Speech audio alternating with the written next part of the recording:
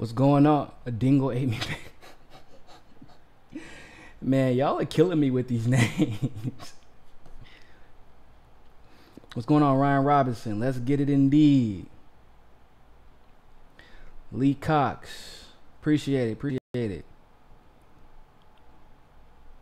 Farhad Shakirin, what's going on? Thank you. Thank you all for tuning in. Taking time out of your busy Saturdays. I know y'all ain't got nothing else to do. That's why y'all here. It's okay though.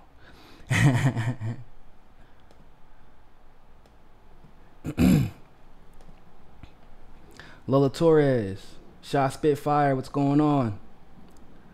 Winnie the Shrew, past midnight in Germany. Goodness gracious, what are you doing up? You out partying somewhere? Have one of them German beers for me.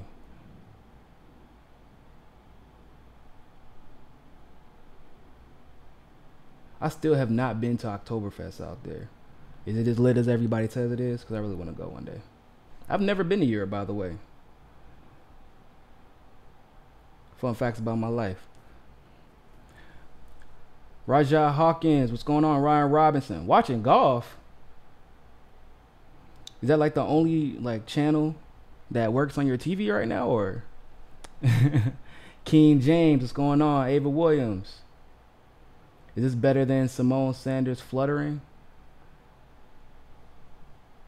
I don't know what the fluttering is. I don't know what that means.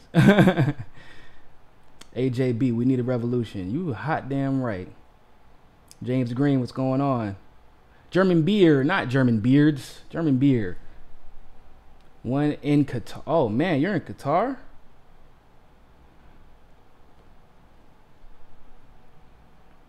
Sinead, what's going on? I have you know that I'm procrastinating on going to the 99-cent store. Bring your phone with you. What you mean? What date are the first debates? I know the first debate is actually here in Miami on June 20th. Yeah, you might see me make a special guest appearance in there. You might just see it. Murray, what's going on?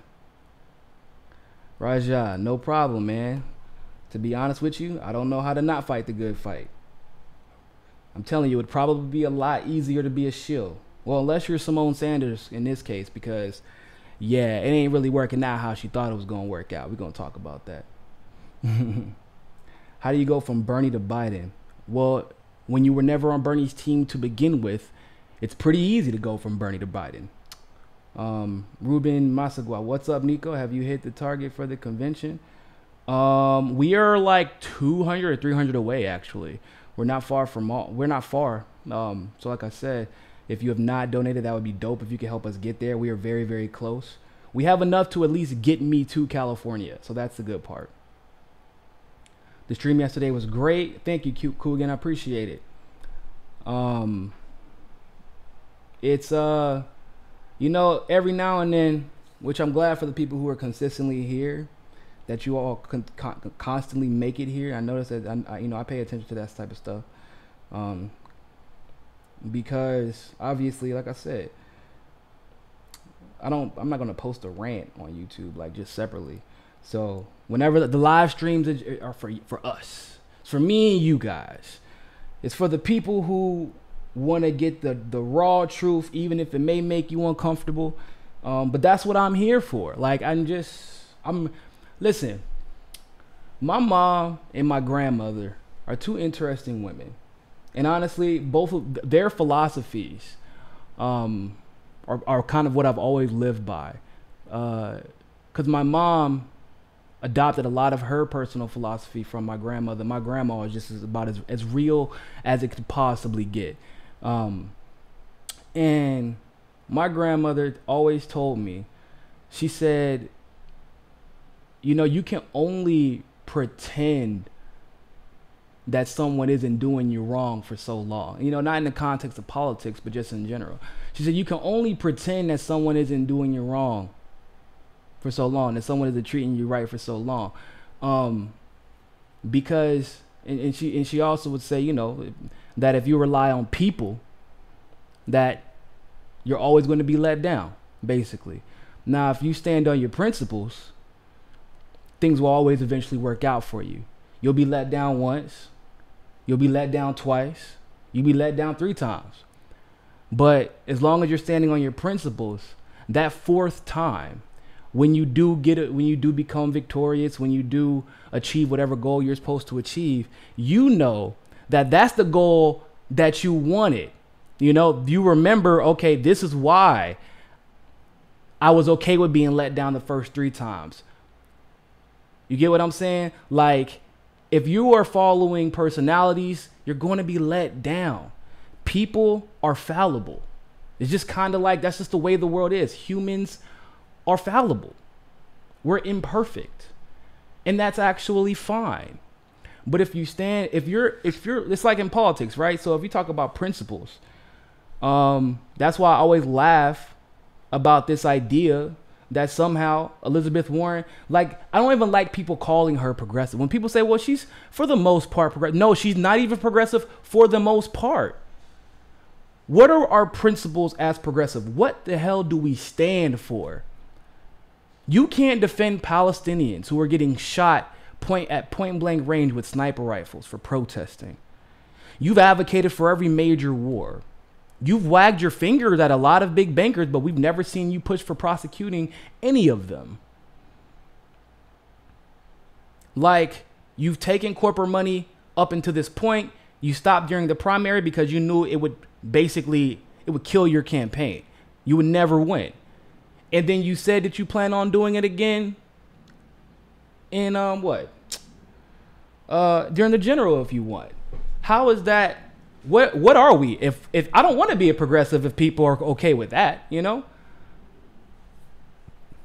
That's just how I feel. Like, it sucks that people, I feel like there has grown a culture, not on just the left, it's on the right as well, right? So that same culture of like that cult of personality that we see develop on the right when it comes to people being obsessed with this idea that Trump is their savior. But it's because it's an easy thing to latch onto. People are so desperate for hope right now that like they're latching on to anything. And then like if you happen to agree with things that they are principled on, then that makes it even better. But even if you're pretending like you agree, then they're fine with that because it seems at this point that there's a vacuum of hope in a lot of different ways. I don't actually see it like that.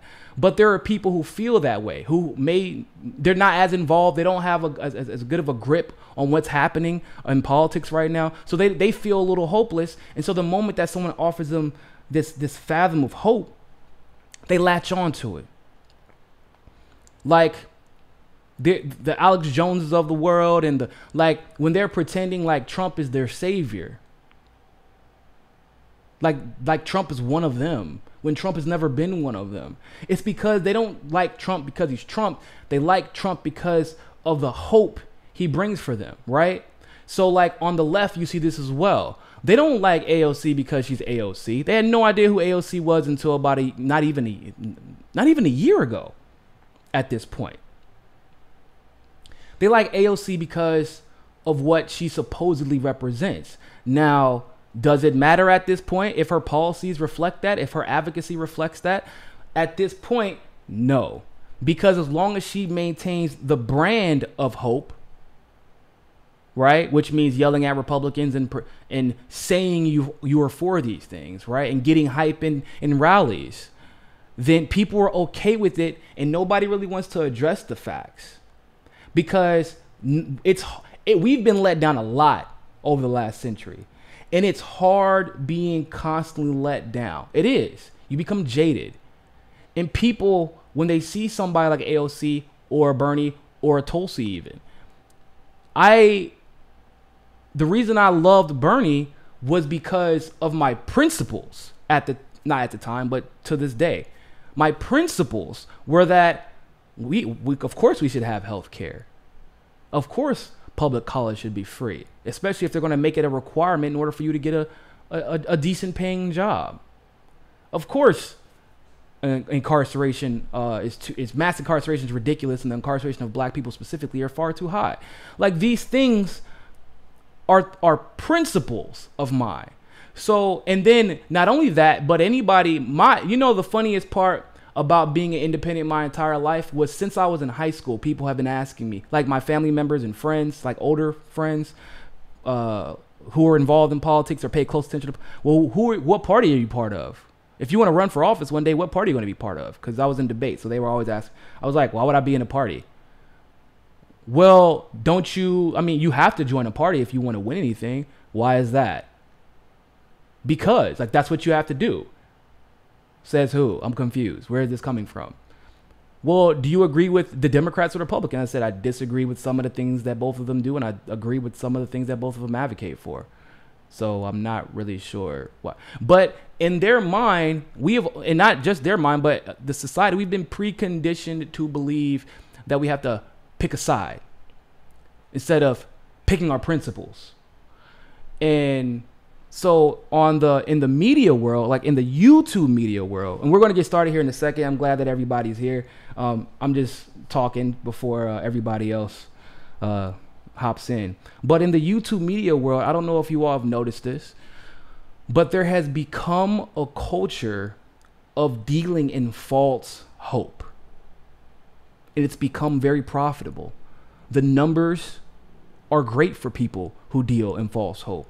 TYT has achieved 5 million subscribers dealing in false hope. They got their first 3 million by pushing Bernie Sanders, which that's not a bad thing, right? Bernie was the guy. Then over the next 2 years, dealing in false hope. We know for a fact Trump is going to get prosecuted. Why? Because the Dems said so. Okay. Oh, all right. But what about all the facts surrounding the Russiagate situation? Yeah, but fuck all those facts. We don't need facts. Trump's a Republican, therefore he's going to be prosecuted. No, it doesn't matter if the facts agree with that or not. And then, you have this idea, like they're still pushing Warren, right? But if you've been involved, and that's once again the weird thing about when TYT acts as an authority on politics, they didn't go to school. Like, because when you go to school for politics, by the way, it depends on what school you went to. I went to University of North Carolina at Chapel Hill. Politics is what we do. Like, one of my professors doubled as a professor at Harvard and was an economist for the United Nations. Another one of my professors was the #1 academic in Eastern European history in the world. Like, so they don't teach you to pick a side. What they teach you is to think critically and understand that both sides can be right, both sides can be wrong, and it's your job to dissect the facts and not fall for the deceptive tactics that politicians and people with political agendas try to use to deter you from the truth. Like, that was whenever we would do our papers. I still remember the best paper, the most educating paper that I have done. Like, that educated me the most was nuclear proliferation a success? And we would talk about it in class so people could generate ideas. And they said, yeah, or no.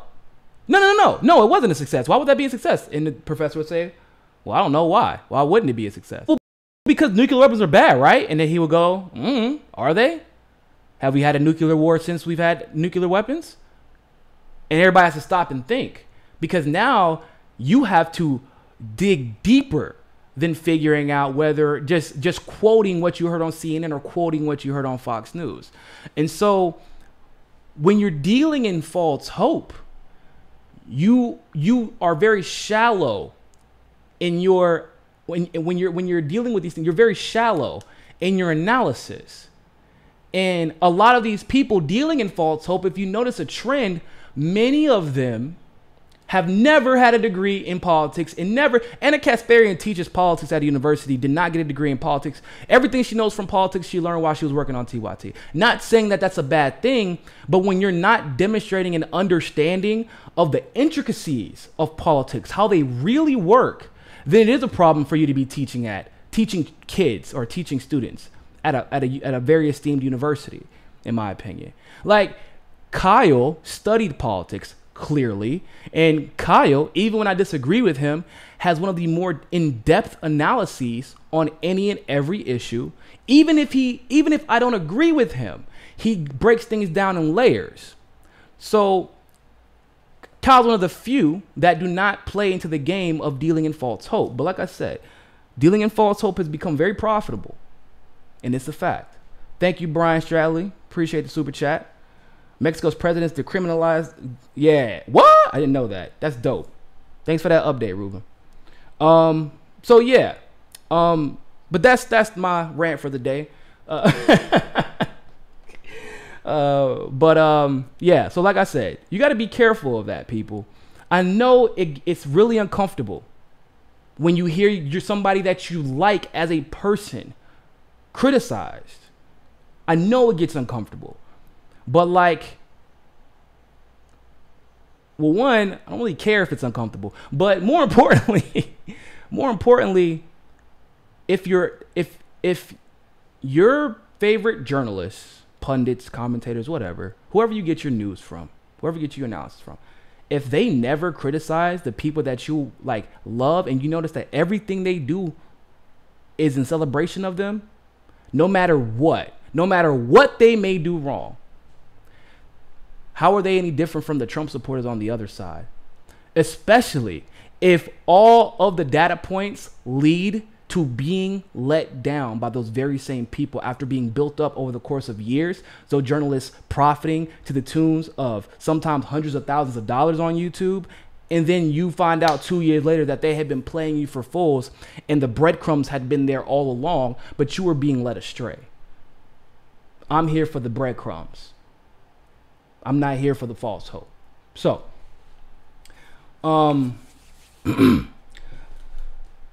with that being said, thank you all so much for tuning into this live stream segment of Mika Says Sukasa, and I am your humble host, Niko House. We have a pretty good show today. I don't know how long we're going to go, so we're going to be here for quite some time, and we're going to cover topics about Joe Biden. We're going to talk about Chelsea Manning. We're going to talk about a big endorsement for Tulsi. Look, I almost forgot her name. Sorry, T. And we're going to talk about some other things as well. But first, let's go ahead and get into this Biden nonsense. I don't know if y'all knew this, but a couple of days ago, Joe Biden had decided that he's going to totally ignore everyone's conclusion about the crime bill.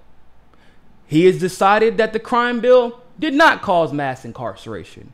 He has decided that the crime bill was a success. He has decided that the crime bill didn't do what all of the empirical data said it did, which is target black people, massively increase incarceration, and was just a funding, or excuse me, well, yeah, technically a funding mechanism for private prisons.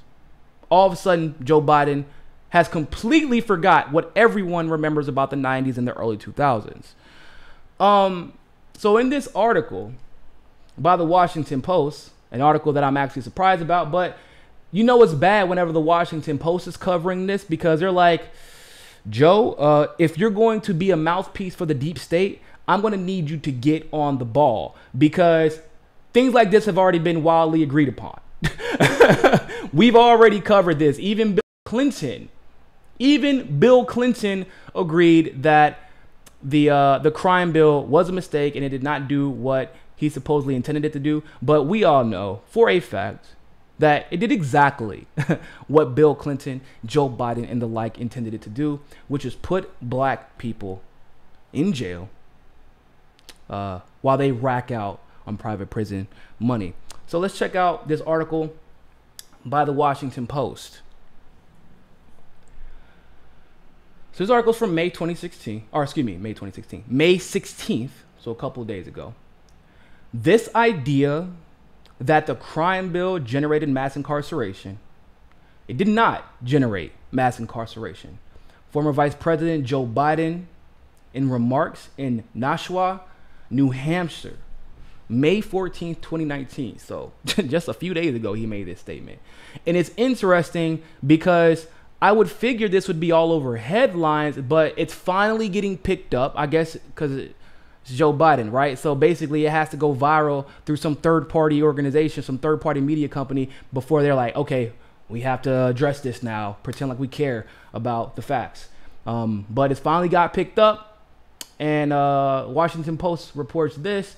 It says the former vice president and 2020 presidential hopeful was a key senator working on the passage of the Violent Crime Control and Law Enforcement Act of 1994, better known as the 1994 Crime Bill. Biden is taken to calling it the 1994 Biden Crime Bill. So he's obviously paternal about it. So if you don't know what paternal means in that regard, it means like he's basically saying he's the father of this bill. He birthed this bill. He created this bill and he stands beside this bill. The article goes on to say, then Representative Jack Brooks, Democrat from Texas, was a key player in the House, as was then Representative Chuck Schumer, for those of you who don't know who Charles is. And of course, Bill Clinton, bootstrap Bill, bust him down Bill. He pushed for it and signed it into law as president. The fact checker covered the passage of the crime bill, which at the time was derided as an ungainly collection of pork barrel projects and untested crime-fighting concepts. A Christmas tree designed by Salvador Dali, in the memorable words of one expert. Violent crime rates had peaked in 1991 for reasons still debated, though that trend was not apparent when the bill passed. The reasons are not still debated. They funneled drugs into black communities. They cut off black communities from the suburbs. They cut off black communities from public transportation. And there was absolutely no way for them to get the same decent paying job that in the 70s and the early 80s they were able to get to. They were being cut off from factories. They were being cut off from manufacturers. They were being cut off from all of the decent paying jobs that everyone had access to, even though the black people were still getting paid less, but everybody had access to them. And it shredded the middle class of the black families. Now this is the trend was not apparent when the bill passed, which I don't believe is true. I think they ignored the trends because Bernie Sanders, even though he signed for this bill because he said that there was a Violence Against Women's Act included in this to basically bait people into voting for this, despite the fact that some disagreed with it, Bernie said that this was going to happen. He said there is a huge chance for problems to occur, for mass incarceration to occur under this piece of legislation, and we need to be very mindful of that. So they can't say that the trend wasn't apparent because Bernie at the time was actually calling this out. Nevertheless, Clinton toured around the country trying to take credit for it. And we're going to get into that and how nefarious that situation actually was in a little bit. More recently, a backlash has developed against the law. Well, no more recently, it's been like 4 or 5 years now, but okay. With some saying it helped lead to higher and higher rates of incarceration. Who is some? Everybody. How you gonna, y'all? Do you think the correct way to phrase that is some say that the bill helped lead to higher and higher rates of incarceration? When the bill was signed, what were the numbers? After the bill was signed, what was the numbers? It ain't no some say. The numbers say right there, clearly in black and white, after that crime bill, black people were, not even just black people, poor people were put in jail at a disturbingly high rate. Some people still in prison because of the 3-strike rule that bill helped push forth over marijuana, while their white middle class, now upper middle class counterparts have become millionaires off of that same flower. And for some people who will say, well, that's their fault for breaking the law. First of all, I don't want to hear it. I'm from the hood and I'll never judge anybody for doing what they have to do to survive. Does marijuana harm a soul? In fact, it does the total opposite. It helps people calm their anxiety. It helps people develop an appetite. It helps people sleep at night if they have insomnia. I mean, there's a litany of things. I mean, it helps prevent cancer. So in some cases, in some arguments, there are some scientists are saying that it helps kill cancer in very specific instances. So like, not only are you're not harming anybody, but you're able to provide for your family in the jungle that is the inner city. So just because a law was put forth does not mean that law was quote unquote lawful, if that makes sense. So I don't like hearing that nonsense. Well, they shouldn't have broken the law. That's easy for you to say. You weren't being directly targeted and called a super predator. The bill wasn't created for you, homie. It was created for me. But even still, like I said, white poor people did suffer from this bill. But you know who did not? Because you know what also increased around the time that this crime bill was put out? The use of cocaine. But because cocaine was considered a rich person's drug, you were good. Don't even worry about it. We're not looking for y'all. There's always this saying back in New York that cops, you're not allowed to beat walk on the Upper East Side and the Upper West Side because you might accidentally grab or frisk a senator's son or a CEO's daughter. You need to hang out in the Bronx, Harlem, Brooklyn. Like, that's where you're allowed to hang out. But don't beat walk on it, because it was cocaine was okay. If you walked, hell, even now, walk into a Wall Street office, and I would be surprised if you patted down half of that. If you patted down the entire office, I wouldn't be surprised if 50% of them had a baggie of cocaine on them right now. So there was even a double standard being placed, and it was a clear double standard recognized even at the time. What's that guy's name? Tim Allen was caught with like a kilo of cocaine while crossing a border. And because of his potential career, they let him go. A kilo of cocaine. Could you imagine if a black person got caught crossing a border with a pound of weed in the 90s? Oh, no. Nah. That's not how. We wouldn't. That dude would be in jail for life. Period. So Clinton himself declared in 2015 that I signed a bill that made the problem worse, and I want to admit that. So even Bill Clinton knows how to. He like, look, y'all, shit. We lost this battle, so let's just go ahead and pretend like we have some remorse about it. Joe Biden hasn't caught on to that game yet, clearly. Now, the writer said that there is a caveat at the time. Bill Clinton was speaking to the NAACP's annual meeting, and his wife was running for president. So let's clarify that. So here's where it gets interesting. I'm not going to read the whole article. I just want to read this very, very important part to put everything into context for you. The crime bill had many provisions, such as giving state funds to hire 100,000 police officers.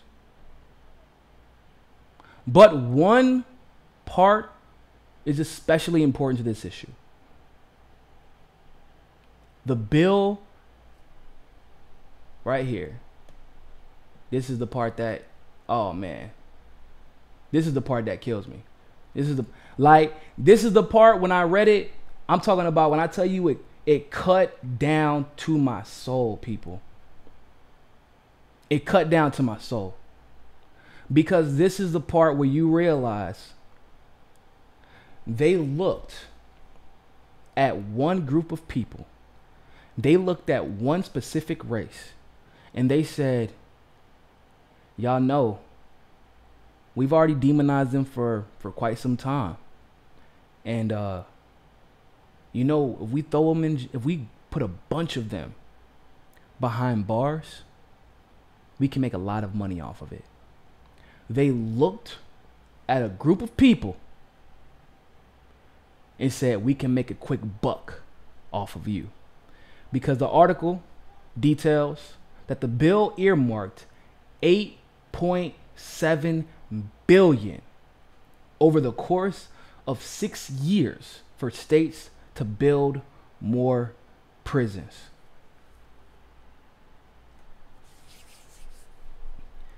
Man, look.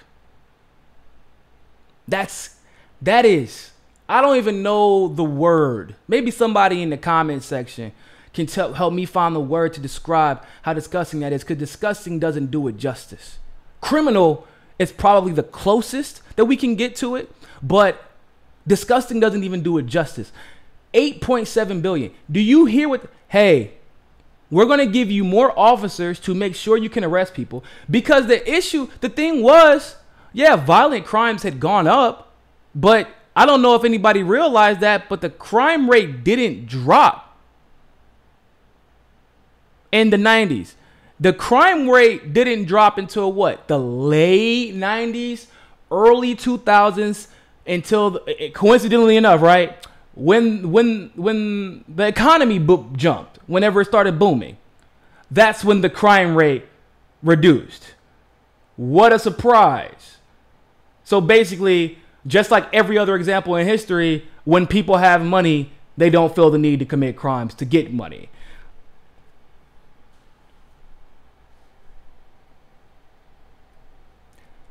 Now,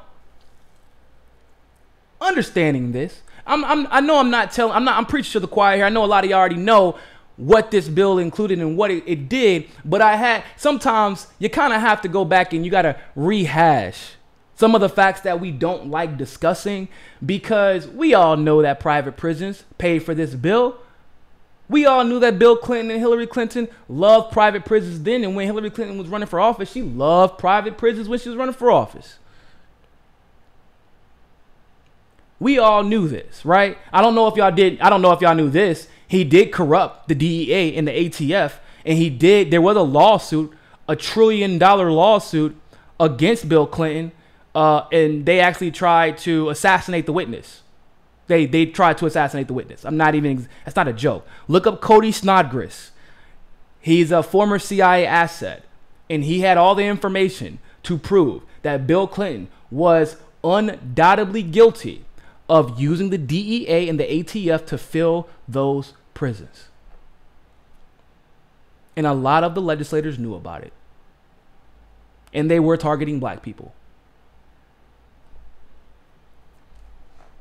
So this is something that so Biden saying that literally, he said verbatim, it didn't cause mass incarceration.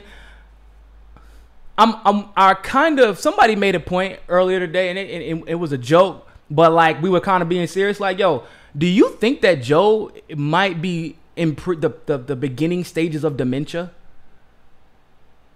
Because I don't think that his mind is reacting to the words that he is saying, or vice versa. Like, I don't think that he's comprehending the words that are coming out, because it's almost as if he doesn't know the definition of mass or incarceration, or my bill caused mass incarceration according to all the statistics and data that we have available. It's almost like he doesn't know what any of the definitions of any of those words are, because it definitely did. But he defends this. And what makes it even more sickening is that Symone Sanders, a supposed activist from Black Lives Matters, a person who condemned people for calling out Kamala Harris. She said, if you critique Kamala Harris, then you're just racist and you don't like women. This woman goes on Twitter and she had this to say. Give me a second.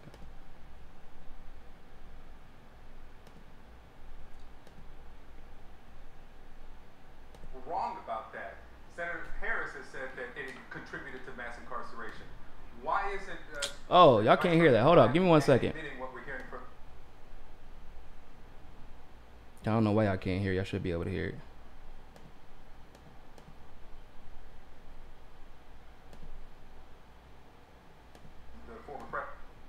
Oh, give me 1 second, y'all.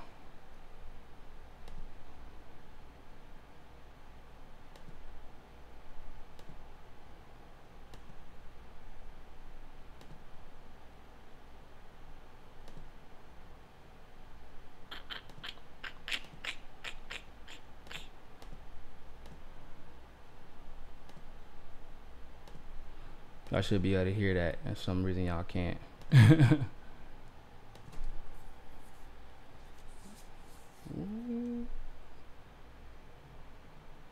me try it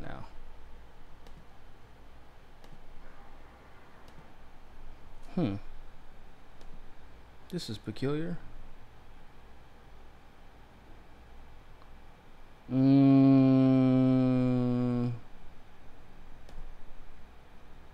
me try something.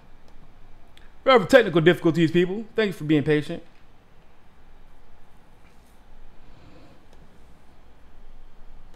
Because y'all need to hear this. Y'all got to hear this. This is...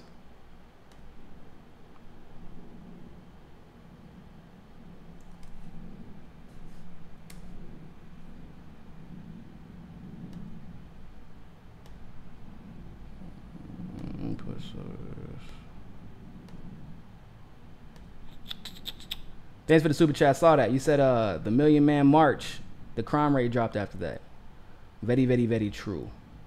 Let me see if this works. What the deuce? Oh! Something got closed out. That shouldn't have been closed out. That's what happened.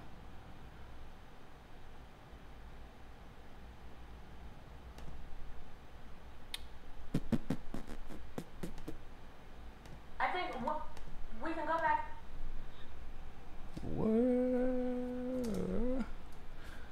Y'all, give me a second. We'll be back. We're going to be here. We're going to be back to our regular scheduled program. Technology doesn't like me, so we're going to.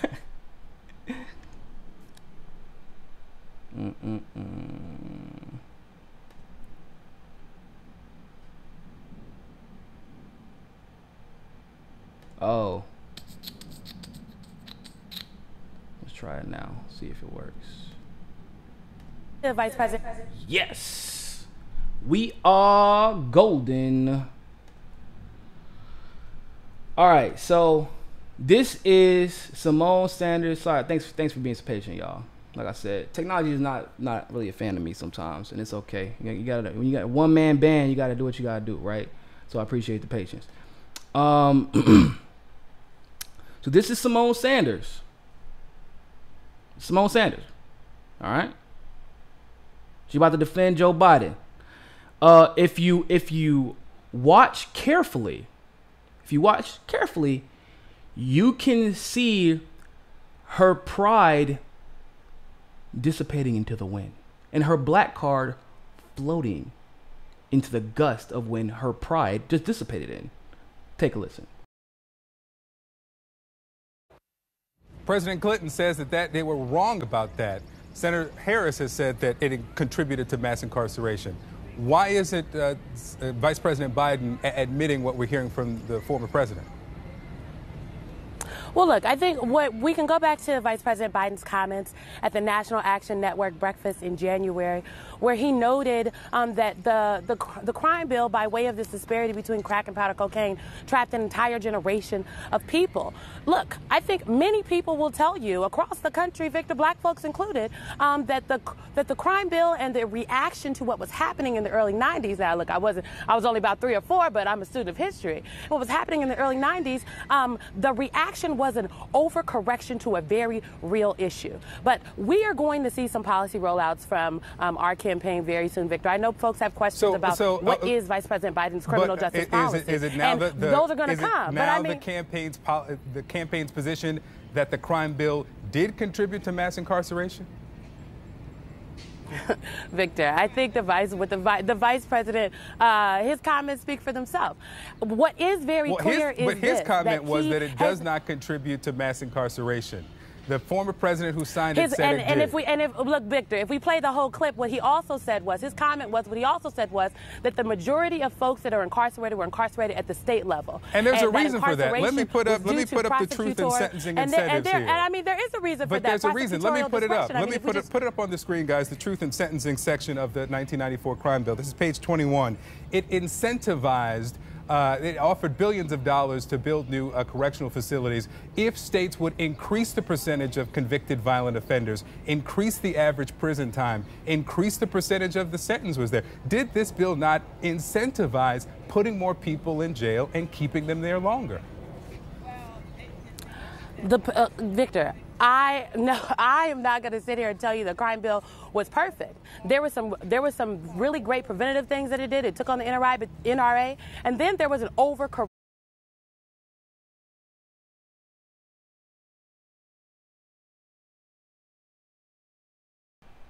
Yeah.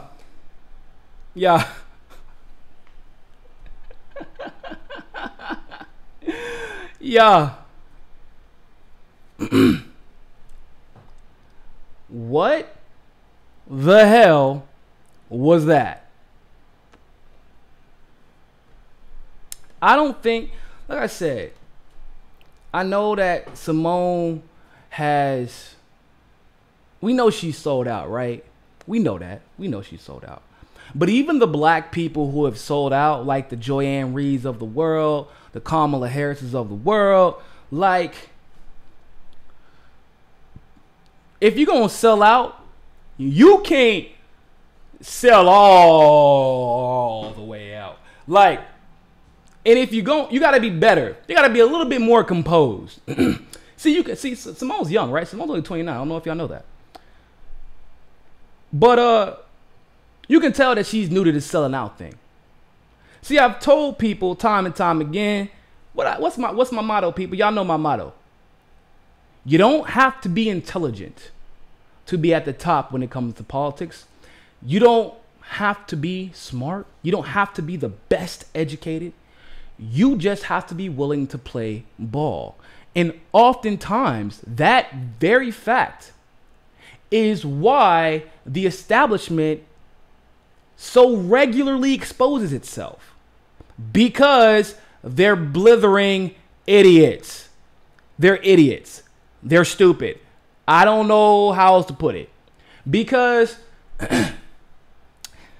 after you stutter trying to explain that Joe Biden's position was wrong while you're simultaneously trying to defend his position, which didn't really make any sense. Like, she was attacking the crime bill, but then saying Joe Biden's position was wrong, and then saying that Joe Biden's position was kind of right, and that he's going to introduce another policy on crime, which I think that the entire country could do without. I think they were perfectly fine without another Joe Biden crime policy. Okay, I think that we're good with that.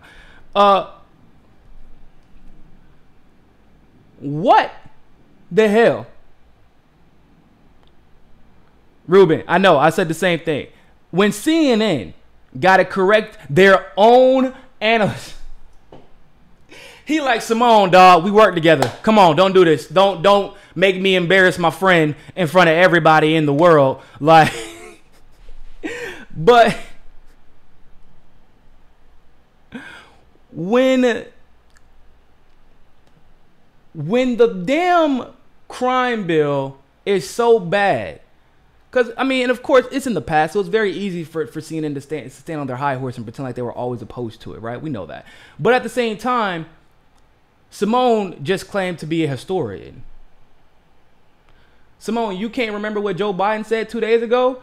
Right before you say, listen, we'll let the vice president's words speak for themselves.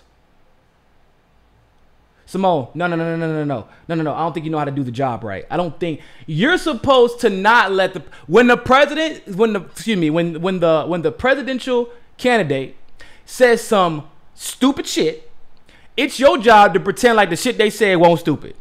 Like, the vice president didn't clarify his comments. He didn't mean that the crime bill didn't cause mass incarceration. What he meant was that his intention was not for it to cause mass incarceration, although it did. Some of the elements of the crime bill encourage mass incarceration, and he is sorry for that, and he wants to aim to reconcile that. However, that was not the original intention of the crime bill. It was supposed to be preventative. It was supposed to be proactive. It was not supposed to unjustly incarcerate 93% of the black. That's what you're supposed to say, Symone. That's what you're supposed to say. You were not, however, supposed to say Joe Biden said something that was wrong. Let's let his words speak for himself. Symone, that's what you there to. Why does his words got to speak for himself, Symone? Like, it's already bad enough that you're like basically betraying your entire race on this crime bill, which we knew. Like, there were a couple of facts in that video that I didn't even know were part of the bill, because the bill was so extensive. And like the New York Times or the Washington Post article said, it became it basically was filled with pork barrel and incentives.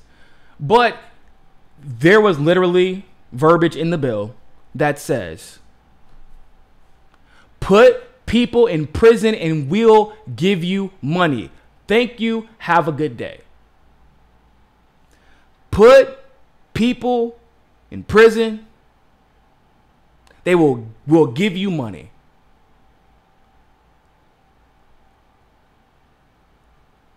Symone, that's indefensible. You know what I would have had to do? Like, you're already a millionaire. You're already rich. You've already had the big name. Like, you're there already. This is the part where you take off that lapel mic. You put it on the ground and you say, to be honest with you, I can't believe he said that. We've talked about this. I thought we reached an understanding, but apparently we have not. Maybe it's his pride. Maybe it's the party, or maybe it's him pandering to the right or the neoliberal left. But I cannot be a part of something that was this disastrous and that was used to specifically target people who looked exactly like me. I'm leaving the campaign. That's what you do in that situation.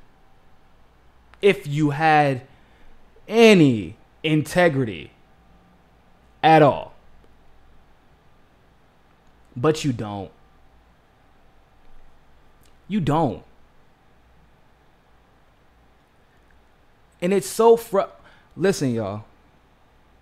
Do y'all know what this is like? Like, I'm sure, like, you know how some of y'all, like white people, that y'all kind of get upset when y'all see Trump, like basically in Mitch McConnell and the Richard Spencers of the world, like embarrassing y'all. Like, oh my God, these motherfuckers.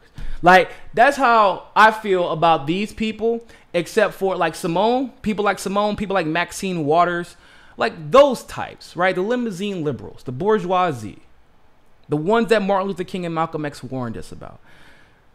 Because these are the supposed people who have been elevated as if they are supposed to be helping those who have been historically oppressed because of their race.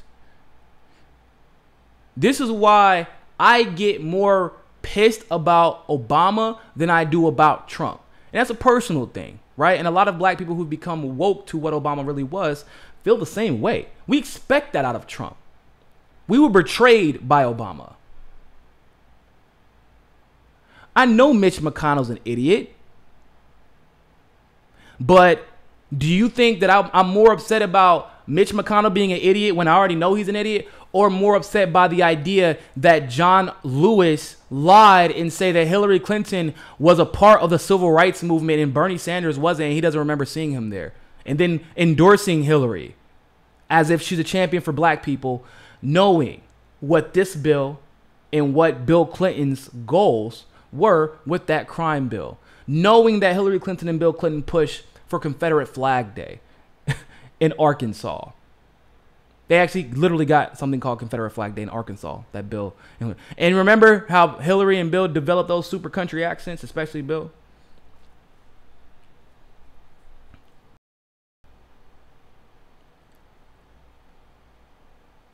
It was a disaster of legislation. People were warned. But let's be honest, like we did not have the information that we have today. The internet was just rolling out, to the people. Where like they were getting the facts on the legislation. It was hard to do back then. Not as hard to do now. So we can't get back all the time lost for those people who were wrongfully incarcerated and targeted, by the way, because you have to understand, being targeted is enough. When you're poor, the moment that you're targeted by the law, it's game over. Because you can't beat the system unless you have the money to do so. It doesn't matter if you're guilty or innocent. Period, point blank.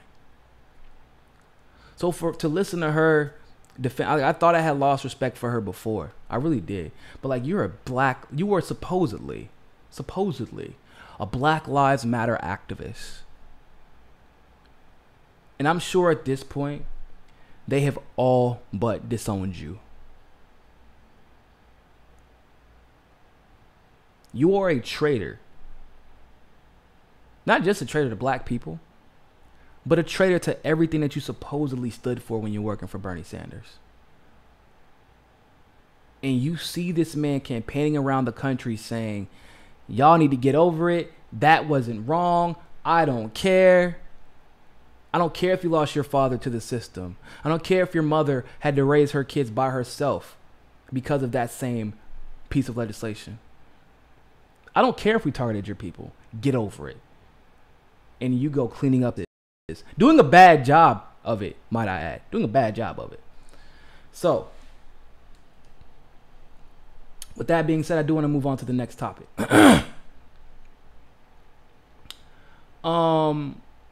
So y'all remember Alyssa Milano? We covered that little interview she did with, I believe it was MSNBC,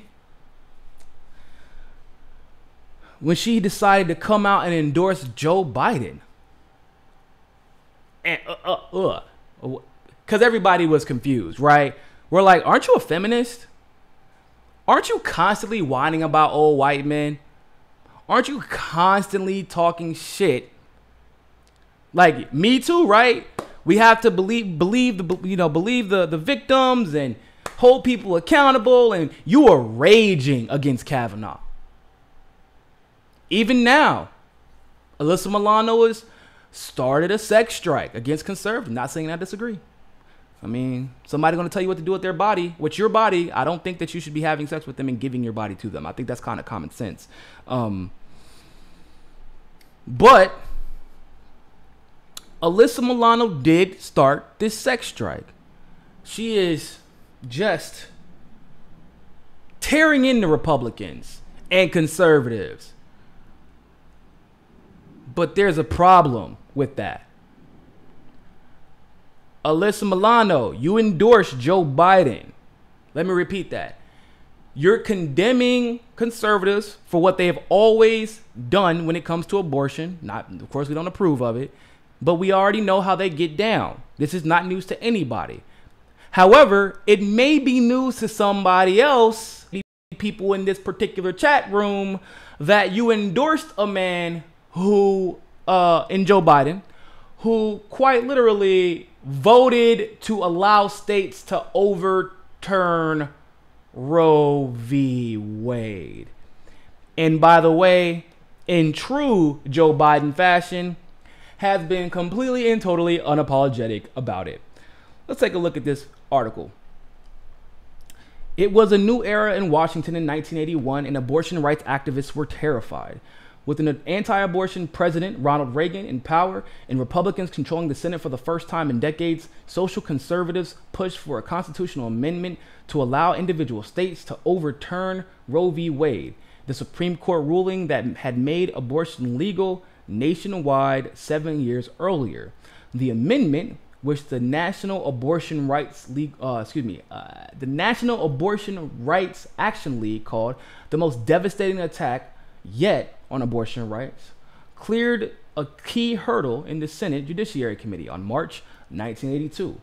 Support came not only from Republicans, but from a 39-year-old second-term Democrat, Joseph R. Biden Jr.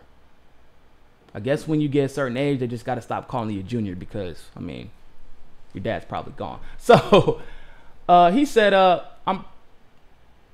he said, I'm probably a victim or product, however you want to phrase it, of my background, Mr. Biden, a Roman Catholic, said at the time. The decision, he said, was the single most difficult vote I've cast as a U.S. Senator. Hold up. Y'all.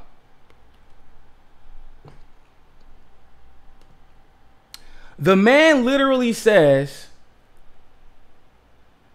I am a victim, like I'm a product of my environment, I'm a victim of my background, but I'm a vote for, because my thing is, I would have had a lot more respect for you if you had abstained. Like, hey, I'm legitimate, because there may, because of how powerful indoctrination can be, we know this, right? Anybody, especially in the 80s and the 90s, really this, I would call it a spiritual awakening has occurred over the last 5 to 10 years where people have realized that religion was created to do nothing but control people. So I get that. So if you would have abstained for the vote, I'd probably have a little bit more respect for you. But that's not what you did. You literally said, I'm being influenced. I'm not doing what's best for women. I'm not doing what I believe to be best for children. I'm not making this out of a call for moral judgment. It's not necessarily my value system.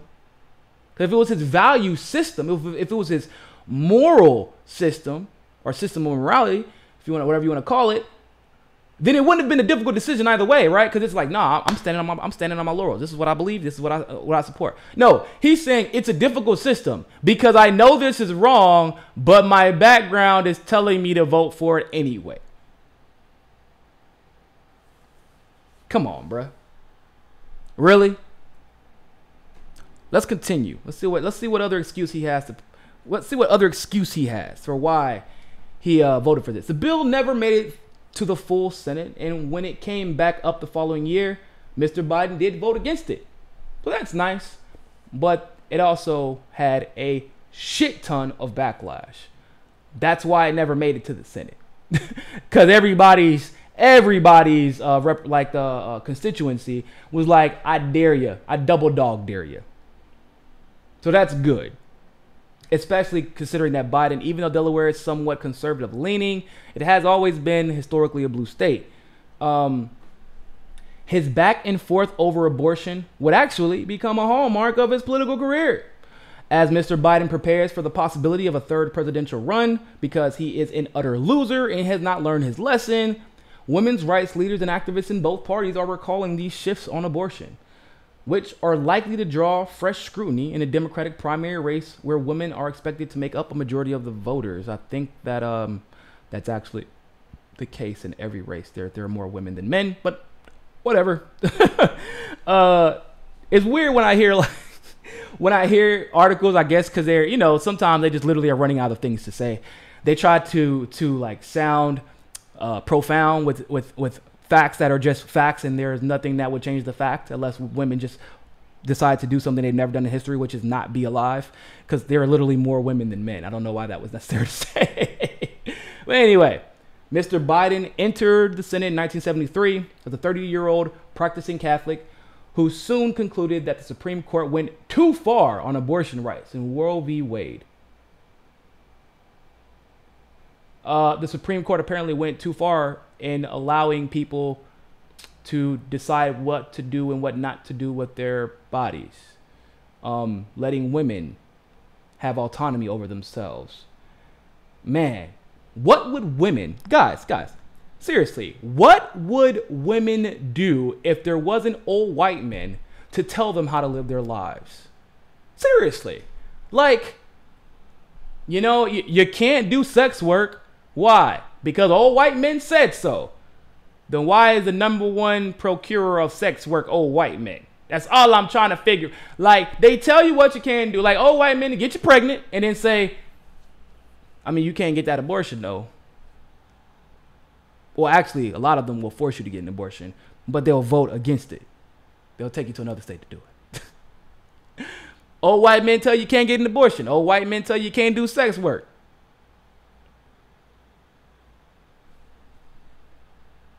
I don't know. Old white men tell you when you they was the one that had to approve your ability to vote. Old white men said you couldn't have land. It's almost like, you know, what would y'all have done without old white men? Would y'all even know how to cook if an old white man didn't, go to the grocery store and buy the food for you? I'm just saying, bruh, the audacity. You know what Joe Biden should have said? If you didn't have the right opinion, I don't have an opinion. I'm not the one pushing out a damn baby. Period. But that's not what he said. And the fact that Joe Biden seems to have this keen and unique ability to get something totally wrong, even while the answers to the test are right there in front of him, that is why he keeps losing. And remember what have I been saying? Literally, even maybe 6 months ago when we knew that Biden was going to enter the race, right? We knew. That's why they kept putting him in the polls, because he was going to enter the race regardless. I said time and time again. I said, yo, Biden can enter the race all he wants to, but like Symone Sanders, I'm a historian. I'm a political historian. And I do know this. Biden is he's not like real estate. You know how real estate appreciates the longer that it is allowed to, you build upon it. It grows with inflation. It grows with the times. It appreciates with the times. Nah, Biden's like your rusty ass Mustang. He can keep telling you how much he loves it, but the longer he keep talking about it, just like every other car, but specifically that rusty ass Mustang that is Joe Biden, it is going to depreciate in value, and people going to remember that as just a rusty ass Mustang. It don't matter what title you assign to it. It don't matter if the Mustang was VP. Doesn't matter if the Mustang was in a bunch of cool memes. At the end of the day, it's a rusty ass Mustang. You shouldn't have been driving Ford to begin with. That's a different discussion. But let's continue with the article.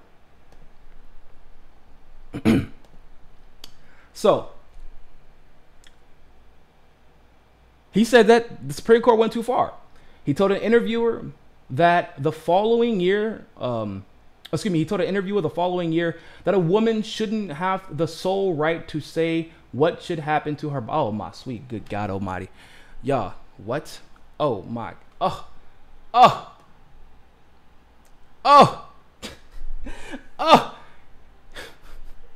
He said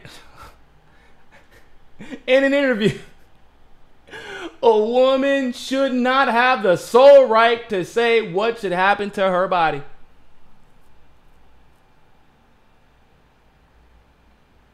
Y'all, that's a quote. He said those words verbatim. Now, by the time he left the vice president's mansion in early 2017, he was a 74-year-old.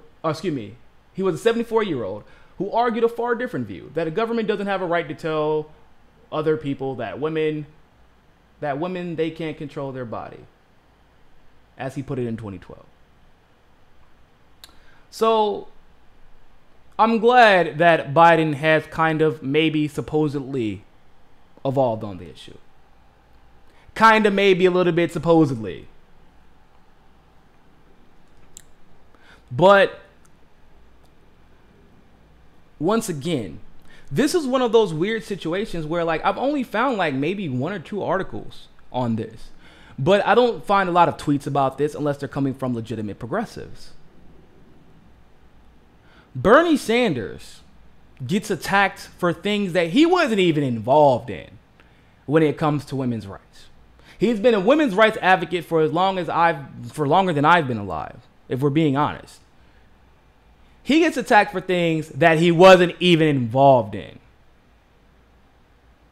Like Lucy Flores tried to somehow blame Bernie Sanders for somebody in the campaign saying something mean to her or saying something inappropriate to her. The same Lucy Flores, probably not a coincidence, said that Joe Biden specifically was feeling all up on her, all up in the personal space. We spent 2 days talking about that with Bernie's camp, for Biden's camp. We spent what? Not we, but they spent 2-3 months trying to somehow connect Bernie to some random no-name staffer who supposedly said something inappropriate to Lucy Flores. When she had her town hall, or when he had his town hall, when Bernie had his town hall, they pretended as if those issues were just emblematic of everything his campaign stood for, when we know damn well that isn't true. I'm a firm believer in accountability. That was not Bernie's job to make sure that that man held himself accountable. There's a hierarchy. There's a chain of command. It should have never got back to Bernie because he should have been fired, but also he should have been by somebody who's hired to do that. So Bernie doesn't have to worry about things like that. But also, the staffer never got interviewed. The staffer himself never, his name never made the headlines. But the Democrats are the first one to say that people should be held accountable for their actions.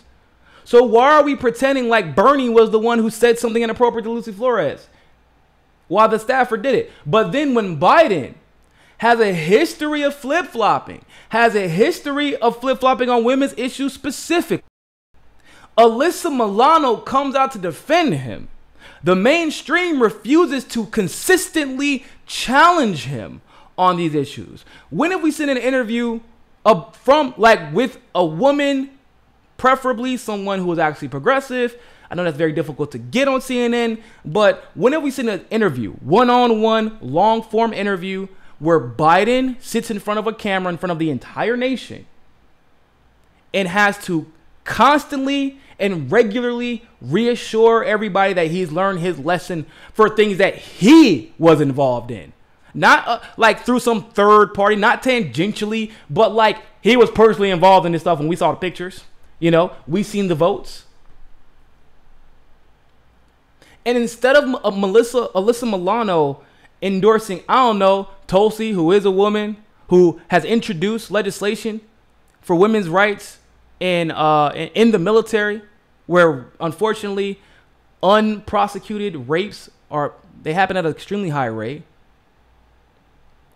For Bernie Sanders, who's been a lifelong advocate of women's rights issues, didn't even endorse her. Hell, bruh.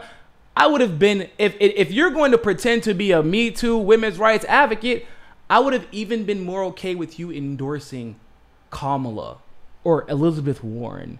But you picked the absolute worst candidate on women's rights issues, who is so audacious in his patriarchal convictions that he couldn't even muster up the words to say, "I'm sorry" to Anita Hill. He couldn't even muster up the words to say, "I'm sorry" to Lucy Flores or any of the other women whose space he clearly violated. He couldn't even say, "I am sorry." Just even if you're faking it or feigning it, he couldn't say it because he has zero remorse. I am so tired of these. And it's crazy, right? Because people think that these endorsements are supposed to help these candidates. That's not how endorsements work anymore, people. And the sooner that the neoliberals get that, the sooner they may be able to keep up with people like Bernie Sanders and people like Tulsi Gabbard and the like.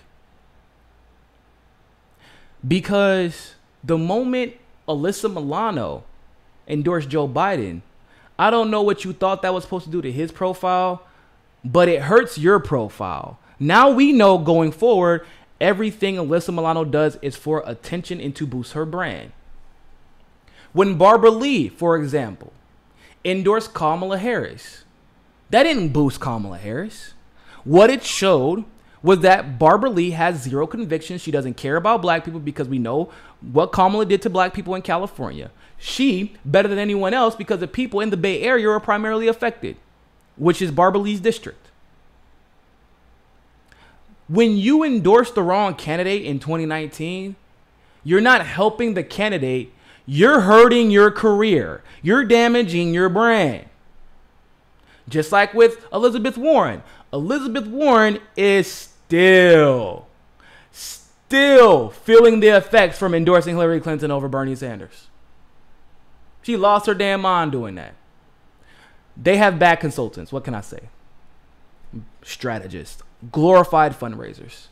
Overpaid fundraisers at that. Elizabeth Warren is still feeling the effects from not endorsing Bernie Sanders. Because then what happened was, like, we were giving Warren a lot of credit. I mean, she used that election and just the possibility of her endorsing someone else, like one of the two, Bernie or Hillary, to boost her own national prospects and to boost her brand. She used that. Then you made the wrong decision and you killed any chance you had to be president when people were considering pushing you for president after Bernie Sanders had finished up. Even if Hillary would have lost, right? People would have still been a little bit more considerate of Warren. Like, maybe we should consider her. She seems to be okay. She seems to be on the right side of issues for the most part. But then what happened was you endorsed Hillary. And so now we got to be like, hold up. That was a career move. Well, let's see what else Elizabeth Warren has done for her career. Now we got to do research on your consistency or lack thereof. So now we find out, oh, wow, you're inconsistent across the board. You voted for every major war just like Hillary. You've taken corporate money just like Hillary. You were a Republican too, just like Hillary. You are a Zionist who takes money and advocates for AIPAC and Israel on behalf, or you advocate for Israel on behalf of AIPAC. Which means that you are simultaneously condemning the lives of Palestinians. You're just like Hillary. Well, no wonder you voted for, you endorsed Hillary Clinton, because you're closer to her than we originally thought. You were silent on Standing Rock. So, like, when you endorse somebody now in 2019 and you endorse the wrong person, it could be one of two things. When you endorse the right person nowadays, it boosts your brand. I'm not even joking. It boosts your brand. It's weird. It's before, maybe before the era of social media, it would have been different. But, like, I can't pretend as if I didn't get any boost whatsoever from endorsing Tulsi. Just like when I endorsed Bernie, I got a boost from that. Now, when you take the culmination of the right endorsements, it will then eventually propel the candidate into the, in like, okay, everybody's like, wow, all these people that I agree with support this one candidate. But so in that regard, yes, but that's not the same as it used to be. It used to be that one endorsement from the right person, it wouldn't affect the person who endorsed. It would mostly and only affect the person that was endorsed. Okay, but it's different now. Endorsing the wrong person can be a detriment to your career. And Alyssa Milano hasn't learned that, but she's about to. She's about to. Thank you all so much, by the way, for tuning in. So we got 381 people in the chat room. So I got a few things to cover. Because speaking of endorsements, Tulsi Gabbard got a big endorsement. But, just real quick, before can I address this? It just happened to catch my eye. I saw a bunch of Tulsi stuff in the chat. Jim Rock, Tulsi Gabbard would be excellent on foreign affairs. Bernie would make an excellent president. So I'm going to have to disagree with you, homie. Not that Tulsi wouldn't be excellent on foreign affairs, but I think that you're kind of forgetting what presidents are supposed to do. I need you to. So, I got into a lot of law schools back in my day. Had a few full rides You know, I was okay. Did pretty damn well on the LSAT. LSAT is a law school entrance exam. And one of the pillars of the LSAT, it's supposed to teach you logic and logical flows and logical fallacies and things like that. To this day, they still haunt me in my sleep, to be honest with you. But let me explain something to people about the logical fallacy, the fallacious logic behind this idea. Bernie would be a great president. Tulsi would be great on foreign affairs. Let's break this down. So we have foreign affairs, right, at A. No, excuse me. We have president at A, foreign affairs at B, domestic policy at C, progressive revolution at D. Right? So president at A, foreign affairs B, domestic policy C, revolution D. To B, I put it like this for a reason. If you're president, you become B, at A, you become B, the foreign affairs controller. You control foreign affairs. And you C, you are also in control of domestic policy, and therefore D, if you're a progressive president, and you are doing B, well in B, foreign affairs, and C, domestic policy, then D, we can have a progressive revolution. Here's the problem. Remember, it's logical track, A, B, C, D. President, foreign affairs, domestic policy, revolution. What happens in the case where we have a president, but he doesn't have B, but he has C? You get what I'm saying, people? You can't go from A to C to D. It's a logical fallacy. In other words, if you think you can be a great president, you can be a good president without mastering and understanding the intricacies of foreign affairs. But you can't be a great president to get to D, the progressive revolution, unless you master foreign affairs, which is the reason or lack thereof domestic policies don't get passed, don't get pushed, where we lack the money in specific budgets, why veterans who deploy overseas back home are committing suicide at an insanely high rate, while people are funneling themselves into the military because they can't afford college. All of a sudden, we remove this incentive to go fire bullets, right, in foreign affairs,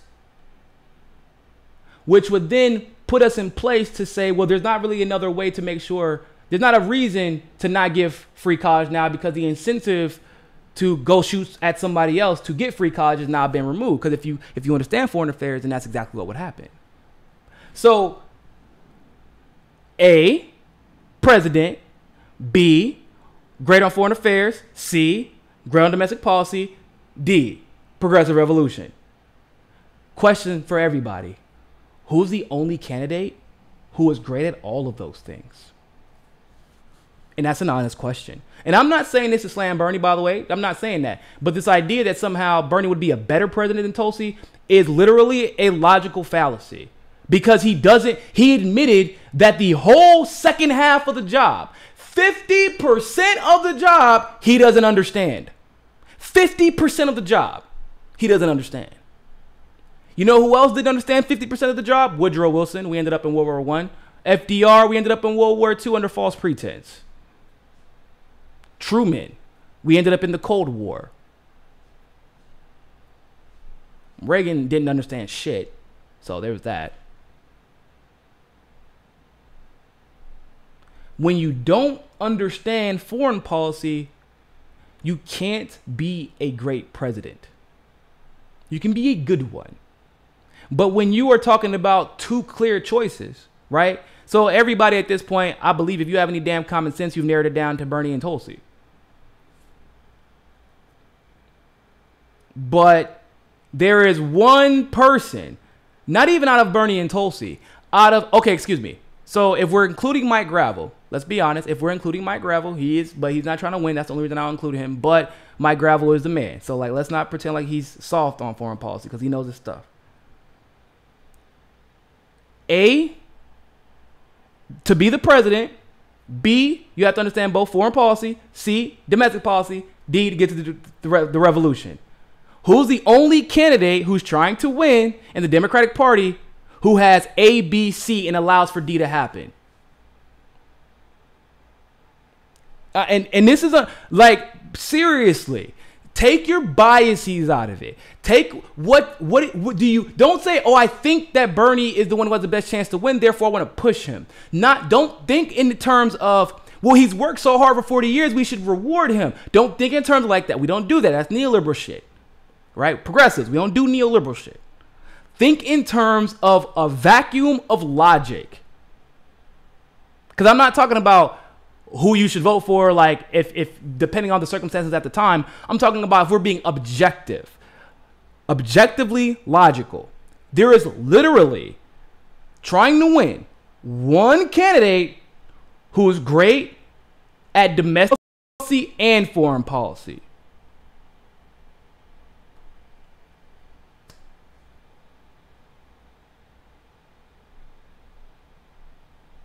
You get what I'm saying?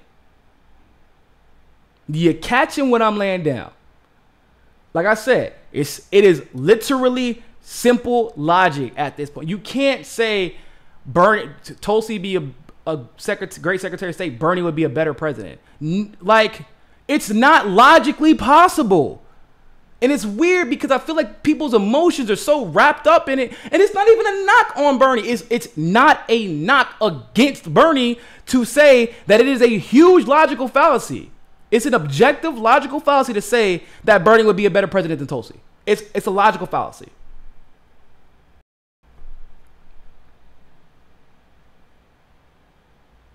It's a fact. When the situation was Hillary and Bernie, you got, once again, A, B, C, and D, right? The situation was Bernie is so much better than Hillary on domestic policy and good enough on foreign policy that it's not even close. So logically, he would be the better choice. Even in, like, we knew what the circumstances were, but even in a vacuum, if we didn't know what Hillary's like, if we didn't personally dislike Hillary, because a lot of people did, if we didn't, the hell? Did we just get kicked off the stream? I hope we did not just get kicked off the stream. That's weird.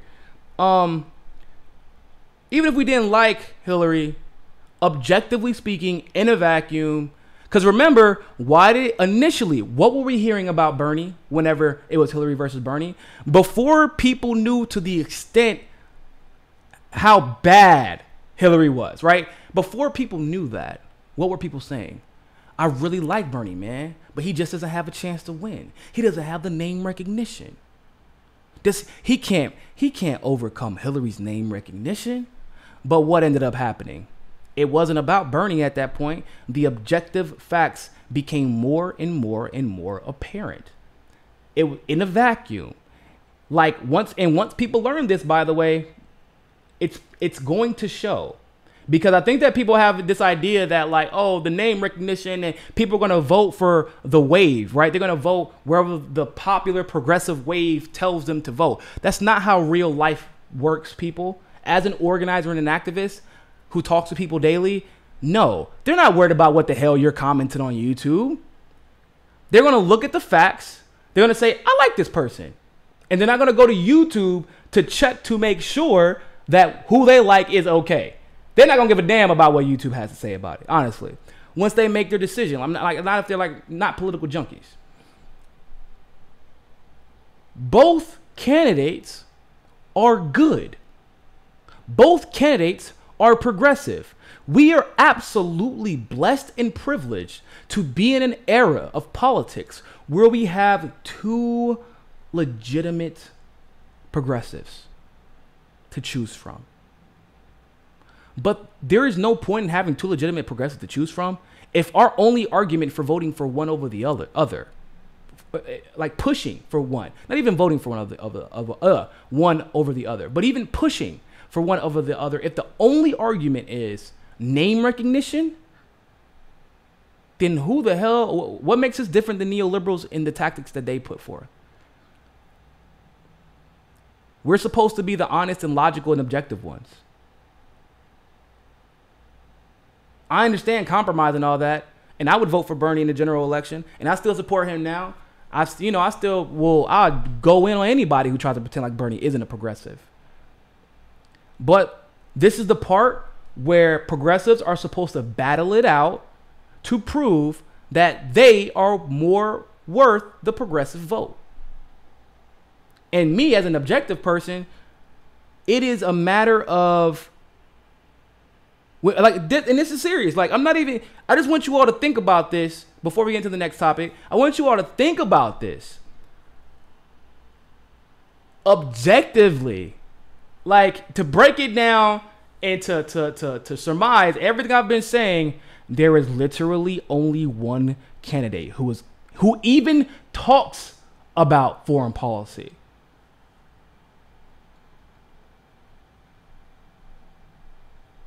Do you understand that? Do you understand how I know it sounds like, oh yeah, duh. You know how what is the saying go on social media nowadays and on YouTube? Well, Tulsi only talks about foreign policy. She's only really good on foreign policy. Yeah, I don't think y'all are getting it. You're saying it wrong. It's not that Tulsi's only good on foreign policy.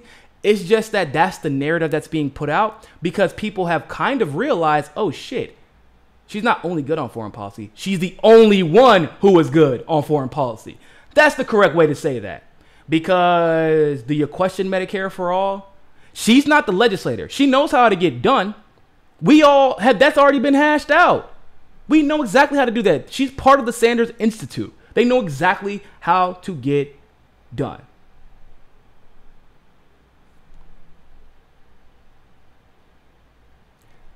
Period.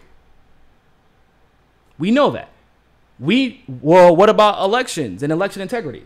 We already know she's advocated for election integrity, Security America's Elections Act. We already know she has the most aggressive climate change legislation in history, OFF Act. So, yeah. And then, by the way, all of her legislation outlines by detail exactly how to get them achieved.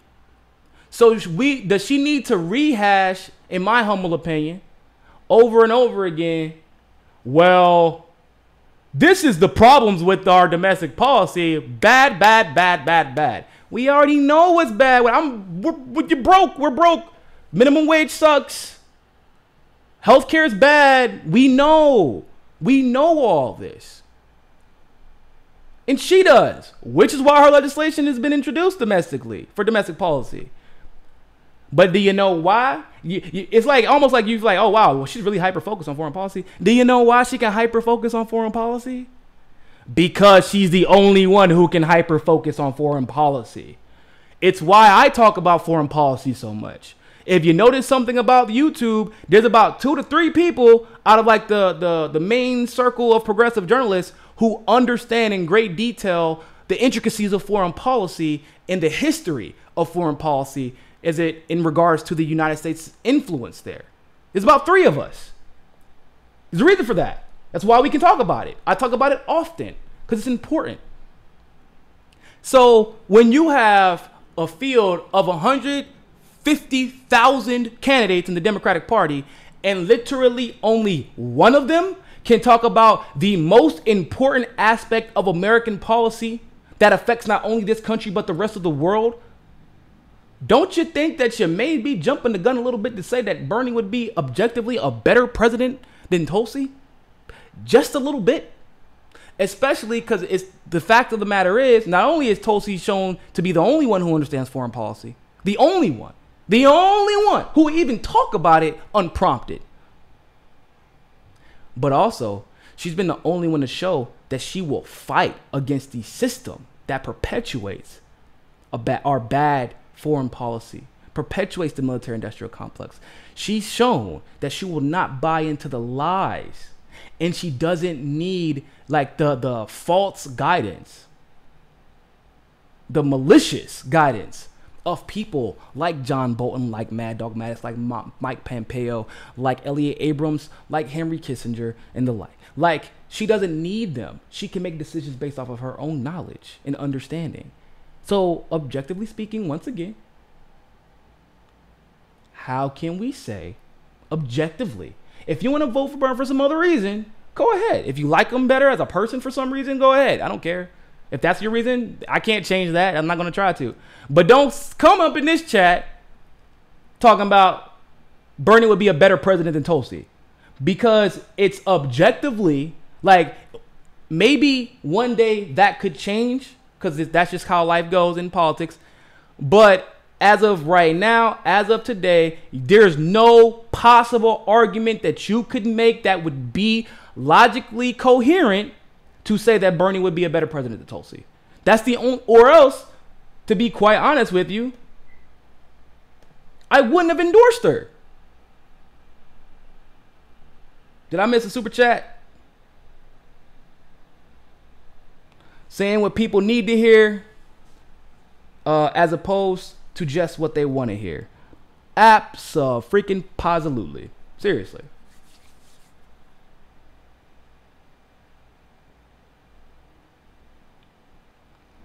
I see that Arya Stark, by the way, Arya Stark is the realist. Love Arya. Arya is dope. And it's so funny. I said, like, literally from the moment she started training with her little sticky pointy sword thing with the Spanish guy, I said, yo, Arya is about to be the realest fighter in all of Game of Thrones by the end of it, because she's so determined to not be a victim of her gender or sex. Like, she just refuses. And that's exactly what ended up happening. But you said that they both have their strengths and they both have their, or I don't want to misquote you. Give me a second. Let me go back. You said, no, I think that Tulsi and Bernie both have their strengths. Yeah, they both have their strengths, but I don't know how else to put it. One has more strengths than the other.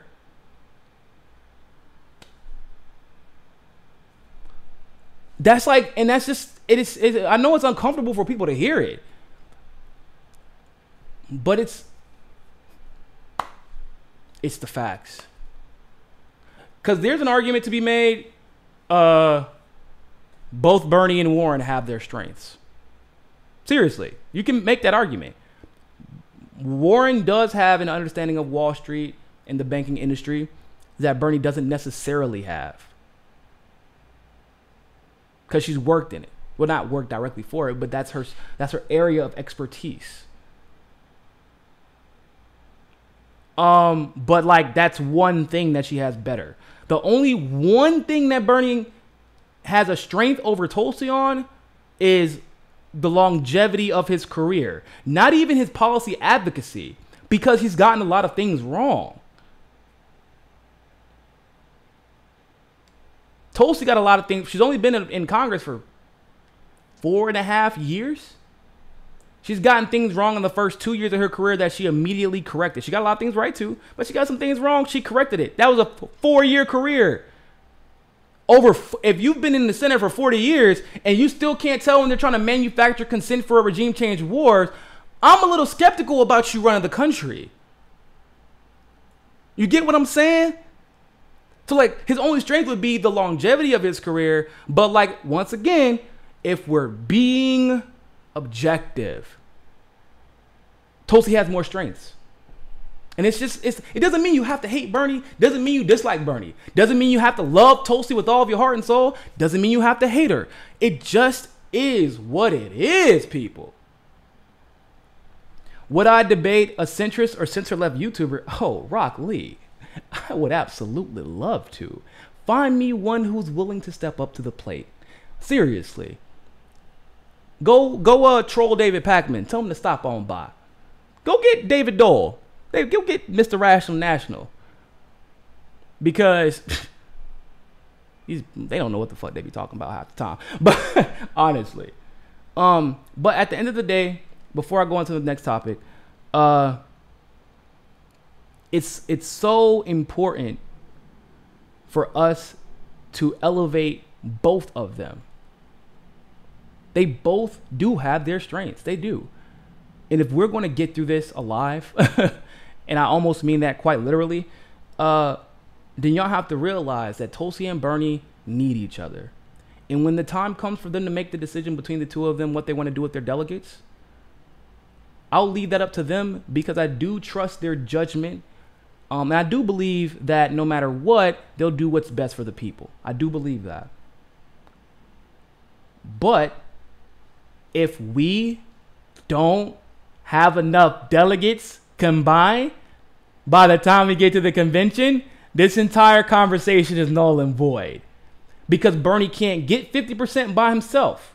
Neither can Tulsi, unfortunately. And there are 35 open to semi-open primary states. Which means the game isn't as cut and dry as we like to think it is. There are other players and there are other chess pieces in play. And we have to combine our efforts and let people decide based off of what they've been educated on. And let democracy prevail. Then when we get to the convention, we can have a paintball fight to decide who gets the delegates. I don't care as long as Tulsi or Bernie gets over 50%. So, the people united. Thanks for the super chat. President Eisenhower, a former 5-star Army general, once said, "God help this country when someone sits at the desk who doesn't know as much about the military as I do." We truly need someone again who knows. Yeah, because Eisenhower, it took him too long to figure out, shit, I've been played. And he only realized that he had been played like towards the end of his presidency.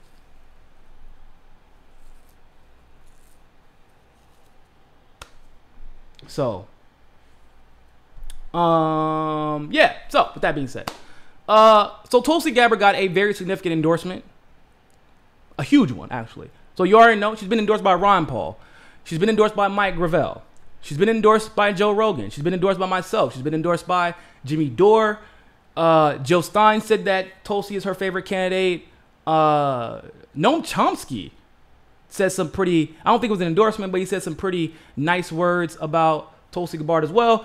I mean, her endorsements are significant specifically because of who those endorsements belong to before. Now,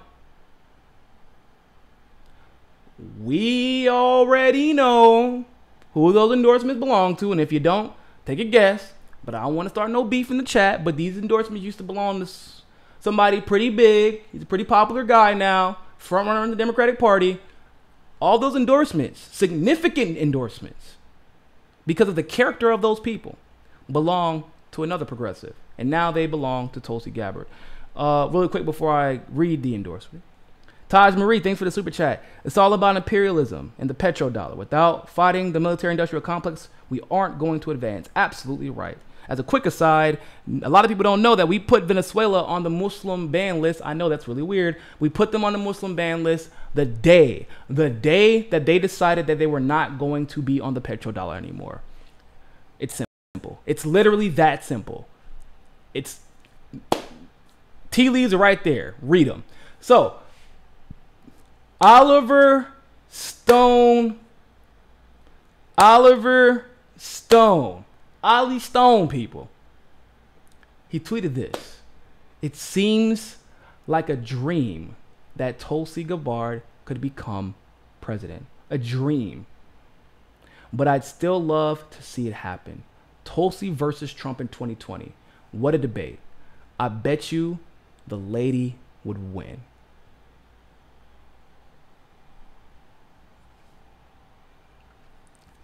That's Oliver Stone, people. Now, for those of you who don't know who Oliver Stone is, look, I don't even want to butcher his career because his career is crazy. Like, so I'll tell you what I mostly know him from, like what I personally have like come to associate him with.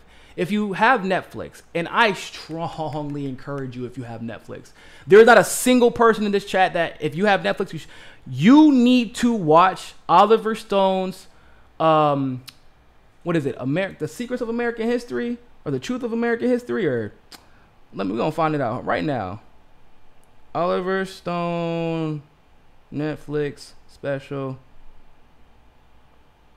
Untold History of the United States. Oliver Stone's Netflix special. Go watch it. Start it. It's like a 10-part series. It's the most. It's a comprehensive breakdown of the military-industrial complex, its influence on presidents since FDR? Maybe right before FDR. I think it was FDR. It's a comprehensive breakdown of, some domestic policy was good, but here is how it all played out. Here are the major players whose names rarely get discussed when we're talking about World War II. The Truman bombs, the Cold War, the Yalta Conference, the war with Iran, war in Afghanistan. It talks about Obama. Like, that documentary is the most informative documentary about American history that I have ever seen. And that's not an exaggeration. Why Bohosos? Bohosos? I don't understand why someone like Pac-Man and Dole have Warren at the same level as Bernie and Tulsi. Why do you think that is? She's already sold out. Man, if I told you why I thought that was, which I probably have at some point, you probably think I'm a hater. But the fact of the matter is, Dole's Canadian, first of all. I don't really think he understands the consequences of some of the things that he's doing at this point. Also think that he's being purposely ignorant because so in YouTube you have what we call algorithm gatekeepers. So for the intellectual dark web for a long time, a lot of the right wingers, Joe Rogan was the algorithm gatekeeper. In other words, his channel funneled people or funneled viewers to people like Dave Rubin, people like Candace Owens, Roaming Millennial, what's that guy's super douche, Steven Crowder, people like them, right? So now for David Dole, even some of my shows, right? The Humanists, Kyle Kalinske, not so much Jimmy Dore anymore, but for those people, TYT is the algorithm gatekeeper. So you'll see their content oftentimes reflect the narrative of TYT. Catch my drift? Same thing with David Pakman. Now, because of that, they will, without scrutiny, echo almost, and I'm sure you've noticed this, almost identically the exact same narratives as TYT, because there's a financial benefit to them echoing the same narratives. So that's why. So, or potentially why. Oliver Stone actually wrote the movie Scarface. He is a veteran. Stone criticized U.S. support, Operation Condor, a state terror operation that carried out assassinations and disappearances in support of South America's right-wing dictatorships in Argentina. I've briefly talked about the right-wing dictatorships in Argentina, by the way. And I said that's why we don't mess with them. And nobody has caught on to that. Like Brazil, Argentina, and Venezuela are like in Colombia, are like right here. They're all right here. But out of all those countries, the only one we don't bother regularly are Colombia and Argentina. It's because with Colombia and Argentina, well, they're predominantly white. And so because of that, it's easier for the right wing, unfortunately. I hate to be that simple-minded about it, but the right wing can take over in predominantly white countries pretty easy. That's just the facts. Now, in Brazil, their ethnic makeup is very similar to ours. In Venezuela, same thing. Not as easy. So, missing the bigger picture. Her big endorsements are splitting the voter base. Big Don, did you just come in here? Did you just join the chat? Don, I really appreciate the super chat, by the way, but I need y'all to educate Don in the super chat because I don't got the time to do it right now. I got to focus on this. I literally just covered that. So, he was highly critical of the U.S. support of right-wing dictatorships in Argentina, Bolivia, Brazil, Chile, Paraguay, and Uruguay. In the Middle East, Roger Stone called out Saudi Arabia. He called him a major destabilizer in the Middle East. He criticized the foreign policy of the United States, saying that we made a mess out of Iraq, Syria, Libya, but it doesn't matter to the American public. It's okay to wreck the Middle East. Now, for U.S. presidential politics. Give me a second. In 2012, Roger Stone endorsed Ron Paul for the Republican nomination for president, citing his support for non-interventionist foreign policy. He said Paul is the only one of anybody who's saying anything intelligent about the future of the world. Then later, he says, I supported Ron Paul in the Republican primary, but his domestic policy made no sense. Yeah, that's how a lot of us feel about Ron Paul. But I don't think that Ron Paul is disingenuous. I think that he's just kind of naive on domestic policy. Nothing wrong with that. I mean, something wrong with it, but it's problematic. Now, in March of 2016, Stone wrote in the Huffington Post that his support for Vermont Senator Bernie Sanders for the 2016 Democratic nomination. So that's who he supported in 2016. And in September 2016, he said that he is voting for none other than that amazing woman, Dr. Jill Stein. He also, at the San Sebastian Film Festival, said that Americans have become disillusioned with Barack Obama's policies, having originally thought he would be a man of great integrity. He said, on the contrary, Obama doubled down on George W. Bush's administration policies.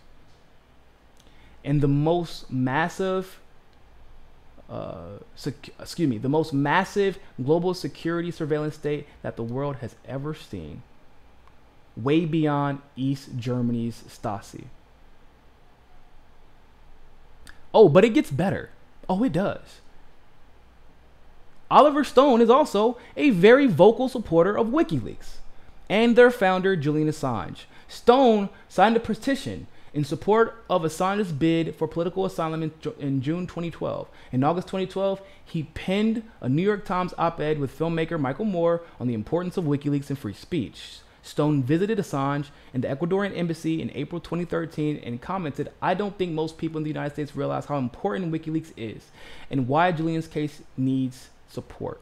I'm glad that has greatly changed. That was my quote, not his. He also criticized the documentary We Steal Secrets, the story of WikiLeaks, and the film The Fifth Estate, saying that Julian Assange did much for free speech and is now being victimized by the abusers of that concept. It's kind of weird. He also criticized the documentary We Steal Secrets and the film Fifth Estate. Okay, I get what you're saying. He's saying that the documentaries were maligning him and lying about him. So, listen, people. So, at this point, so Oliver Stone's advocacy and his evolution is evident, right?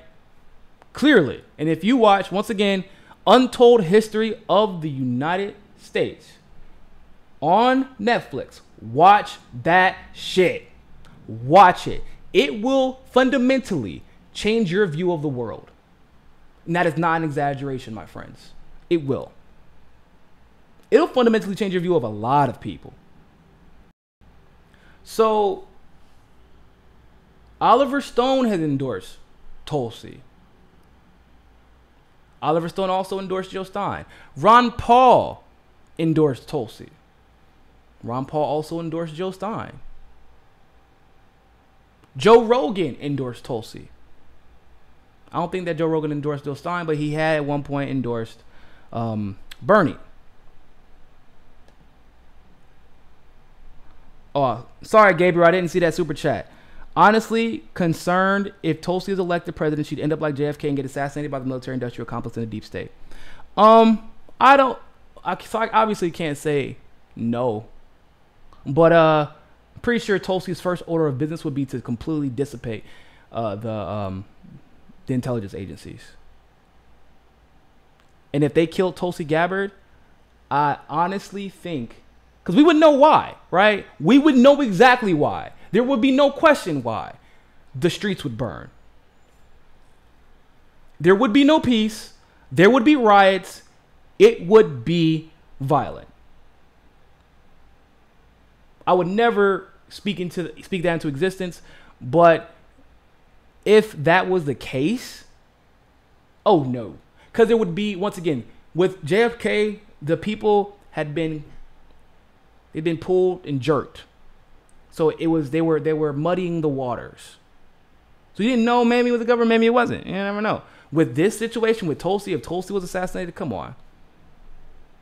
This woman is the most peaceful, calm, passionate, and compassionate person that I've ever seen running in politics, outside of Dr. Jill Stein.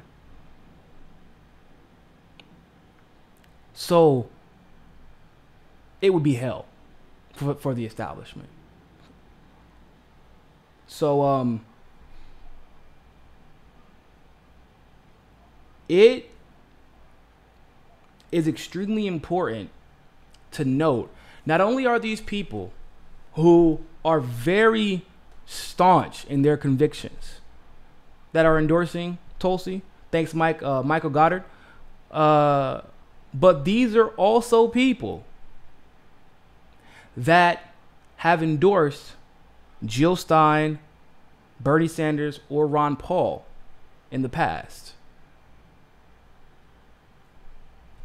So and mind you, the important part is, once again, this is not a knock against Bernie. This is just to say that we got to face facts. Bernie's still in the race, and Joe Rogan endorsed Tulsi. Bernie's still in the race, and Ron Paul endorsed Tulsi. Bernie is still in the race. Oliver Stone endorsed Tulsi. Bernie is still in the race. Jimmy Dore endorsed Tulsi. There are a couple of people at TYT that have endorsed Tulsi, and there are arguments regularly behind the scenes. I found this out from an inside source. There are arguments regularly happening behind the scenes because they want to put out more Tulsi content. And Bernie's still in the race. Obviously, I'm about the biggest Bernie bro that there was. But objectively, had no other choice. Republicans are endorsing Tulsi. Libertarian influences and personalities are endorsing Tulsi. But those aren't necessarily as important to me as these people who have been so consistent in their ideology. They said Bernie was the answer last time, which was the right thing to do. But they're saying, we're not saying that Bernie isn't the guy or isn't a great candidate, but Tulsi's it. So once people figure this out, because the debates are coming, like winter. Damn fly in my house. Anyway, the debates are coming. They will be here soon. And it's going to be interesting. And I really hope that people keep the same energy, because y'all remember how many people are in my chats and in my comment section. Nobody knows who Tulsi is. She doesn't have a chance. She's polling at 2%. She's polling at 3%. Yeah. I've heard it all before. Like I said, I was with Bernie's campaign in May of 2015. Before any of y'all knew who the hell he was. Heard it all before. I really did. And then I knew what Bernie would become. At that point, I knew. I didn't even have history to go off of. You could just, if you were in the trenches, then you knew. But now, Tulsi has more traction and bigger endorsements in May of 2019 for the 2020 election than Bernie did in May of 2015 for the 2016 election. Whereas all the Republicans and Libertarians were calling Bernie a dirty communist in 2015 of May, all of them love Tulsi.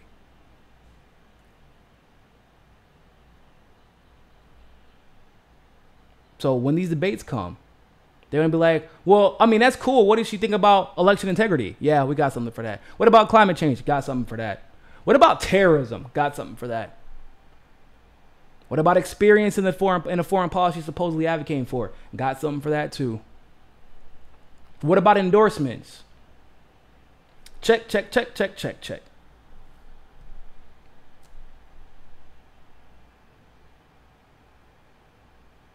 It's the facts. When those debates happen, mark my words, I'm saying it on May 18th. Now, of course, it won't necessarily reflect in the polls. She'll jump up to about 10 to 11% in the polls.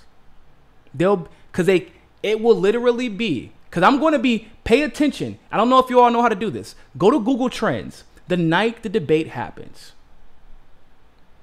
Watch it. Guaranteed. She will be the #1 trending topic on Google Trends. I can guarantee it. May 18th, 8:17 p.m. Eastern Time. I am telling you, right now, she will be the #1 trending topic on Google Trends. I'm not as concerned with the polls. I know how the polls are manipulated. Hell, you might actually see Google Trends get taken down for the night. They may be like, nah, hell nah, gotta manipulate those numbers. You might see that happen. I'm not saying that everything will be good. I'm not saying everything they search will be bad, good, whatever. But I am saying she will be the #1 trending topic on Google Trends. And for everybody saying only foreign policy, she's only good on foreign policy, she's only good. Okay, you about to see how much people care about that only thing. I'm telling you. People care. When your brother, your sister, your father, your mother, yourself has been sent to fight in these regime change wars, you care. When your friend has done it, you care. When you have empathy and sympathy for human beings other than the ones that look like you or live in your country, you care. And there are many more people in this country that care than the mainstream and a lot of people would like to admit. What if she busts in the debates? Oh, nah. Nah. Listen. If you think that there is no reason that Trump is refusing to say her name, despite the fact that some of her most viral videos and her viral tweets are directly attacking Trump, you're wrong. There is a reason. And it's because Trump is absolutely terrified of her. Actually, not even Trump. Everybody, every single candidate is absolutely terrified. Remember at one point in 2016 when the Republicans had realized, even Hillary at some point had realized, oh shit, we can't beat Bernie in a debate. Don't mention his name. To the point where they were saying that other guy that Hillary is running against. I don't know if y'all remember that, but that happened. That's the same thing that we're seeing with Tulsi right now. She's the biggest threat to everybody. She's the biggest threat to this system.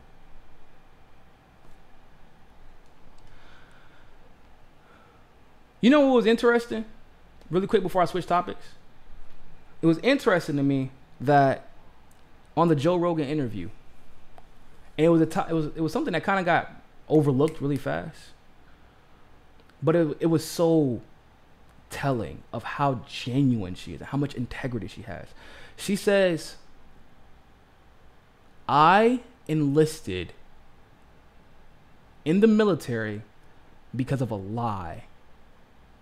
We've ended hundreds of thousands of lives because of a lie. She said that. Do you know how much guts that takes? It's the same person, like the only presidential candidate who can say they're sorry for making a mistake. She's the only one who has shown the propensity to do that. So like for her to say, because she's very proud of her service. She's a medic. She saves lives every time she deploys. But when you can say, I enlisted, I put my life on the line, I put on this green, these ACUs, and deployed because of a lie, you're a different type of person, man. Because I can say that. Who am I?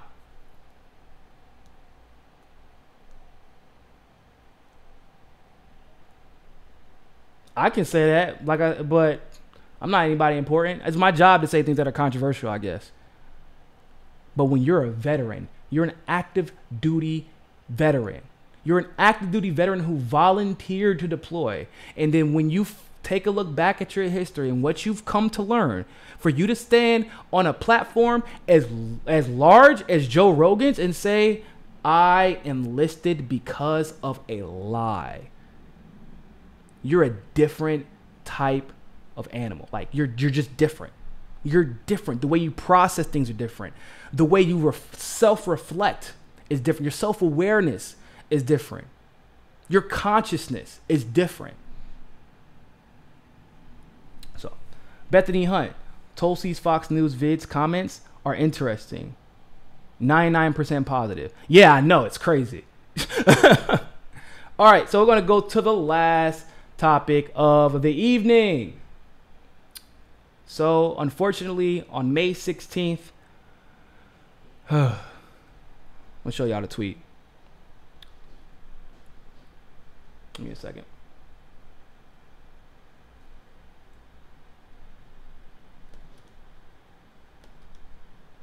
Chelsea Manning was not only put back in jail, but Judge Anthony Trenga ordered her to be fined $500 for every day she's in custody.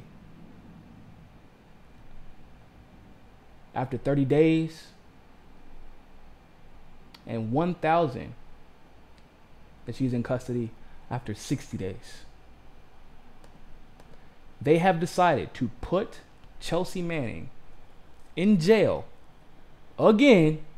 Shouldn't have been there to begin with. They're trying to get her. They're basically double jeopardizing her because she won't re-testify against WikiLeaks, which she's already done. I don't want you. Why are you here? Thank you. So let's read this article. Today, Chelsea Manning was remanded into federal custody, again for refusing to testify before the federal grand jury.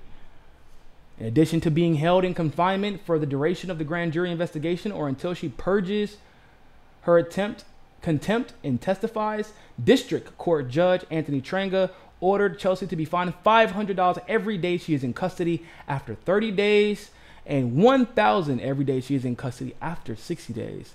While coercive financial penalties are commonly assessed against corporate witnesses, which cannot be jailed for contempt, it is less usual to see them used against human witnesses. In a sealed hearing, red flag number 1 for everybody, by the way, Judge Anthony Trenga heard arguments that this post-indictment subpoena should be quashed as an impermissible effort to compel Chelsea to participate in trial preparation that is beyond the scope of the grand jury's investigative function. Judge Trenga also heard arguments on whether Chelsea was subject to unlawful electronic surveillance, ultimately declining either to demand from the government further assurances on the matter to squash the subpoena. Are you kidding me?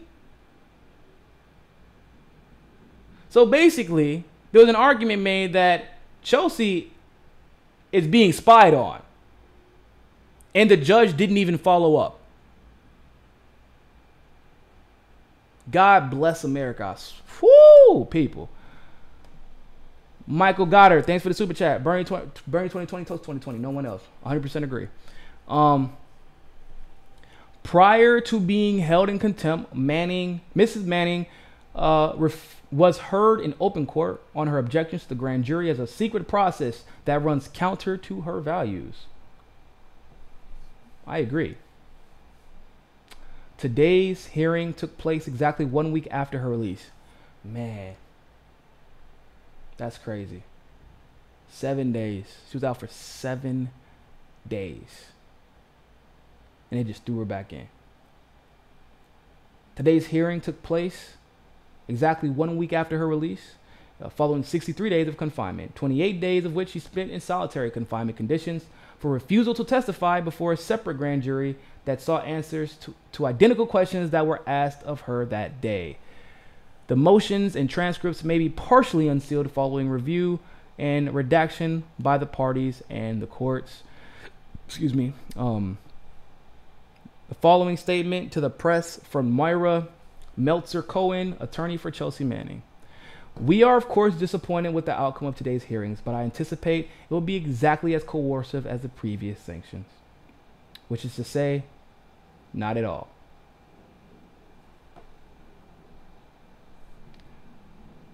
In 2010, Chelsea made a principled decision to let the world see the true nature of modern asymmetric warfare.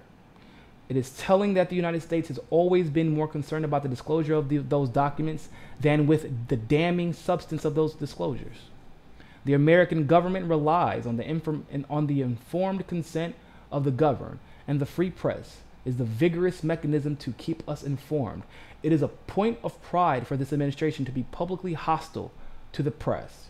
Grand juries and prosecutions like this one broadcast an expanding threat to the press and function to undermine the integrity of the system according to the government's own laws. This administration is also obsessed with undercutting the legacy of President Obama, from reversing healthcare policies to Chelsea Manning's commutation. It is up to the press to stand up for themselves, to stand up for the practice of journalism, and to stand up for Chelsea Manning in the same manner she has consistently stood up for the press. You know what's crazy? She got that 100% right. I could not have said that better myself. This woman, this lawyer perfectly surmised what this means, not only to Chelsea Manning, but to the free press, and to really the accountability or lack thereof in the future of our government overreaching. She's being punished. Once again, how many times do I have to say this? John Bolton wasn't convicted of war crimes. He was given a job. He was given a job. Mattis, whose nickname is Mad Dog, wasn't convicted of war crimes, wasn't even tried. He was given a job. Pompeo, same thing. Elliot Abrams, same thing. Henry Kissinger, probably worse than all of them. He's welcomed back into every single administration, Democrat and Republican.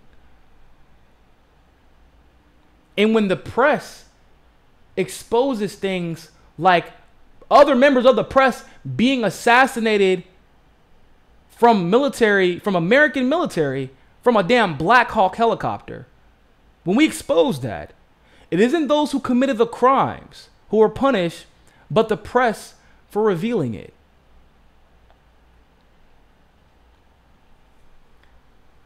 Now, I got this information yesterday morning. I didn't have enough time to cover it yesterday, which is why I'm covering it today. But I look forward. To seeing who's going to cover this. Because this is every bit as important as Julian Assange's situation, because I don't know if y'all have figured this out yet. This is literally going to determine the outcome of Julian Assange's situation.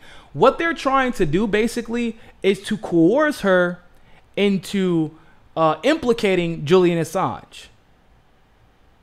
And potentially even herself. They're trying, Bolton, Pompeo, and the like are trying to punish Julian Assange and WikiLeaks for what he revealed about them while they were part of the Bush administration.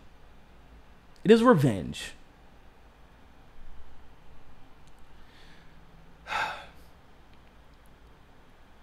And it's crazy because this actually comes on what? Not on the day after Tulsi. Is like I'm not a one issue voter, people. I'm really not. But I think it says everything about a candidate when there is no caveat, there was no equivocation. It was, what are you gonna do about Julian Assange and Chelsea Manning? Oh no, I'm dropping the charges. Of course. What else would I do?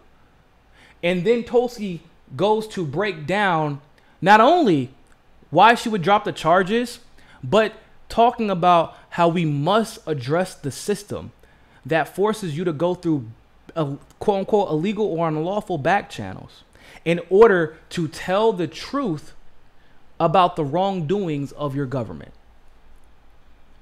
So not only is she's not trying to put a band-aid on the issue. She says, no, if our government is doing wrong, then we have to have a system in place that allows for people to speak up about it without being punished and maligned. And we have to have accountability.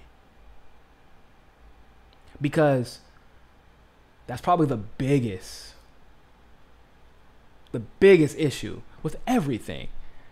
Like, it isn't just that Julian Assange is being maligned, lied on, smeared, attacked. Isn't that Chelsea Manning, same thing, arrested, maligned, smeared, attacked, fine. Edward Snowden has to never visit his damn home again. But it's the fact that not only is Pompeo, Hillary even, Mattis, Henry Kissinger, all of them. Not only have they not been tried, not only have they not been prosecuted, but these people have been given jobs. They were actually promoted.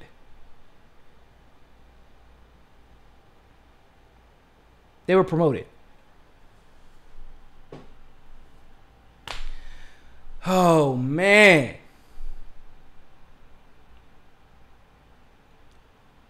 And once again, oh, I see the super chat. Thanks. Michael Goddard, once again, appreciate it. MLK Jr.'s ideology needs to be the next administration. Tulsi either needs to be the president or secretary of state. I agree. Preferably the president.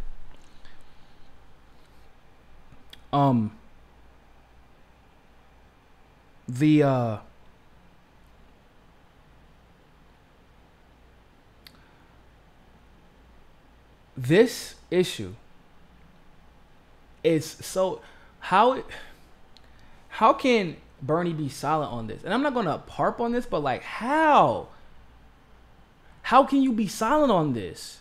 How can AOC be silent on this with platforms as huge? And if you call this, someone is being held in jail for basically, where Chelsea Manning deserves a Medal of Honor.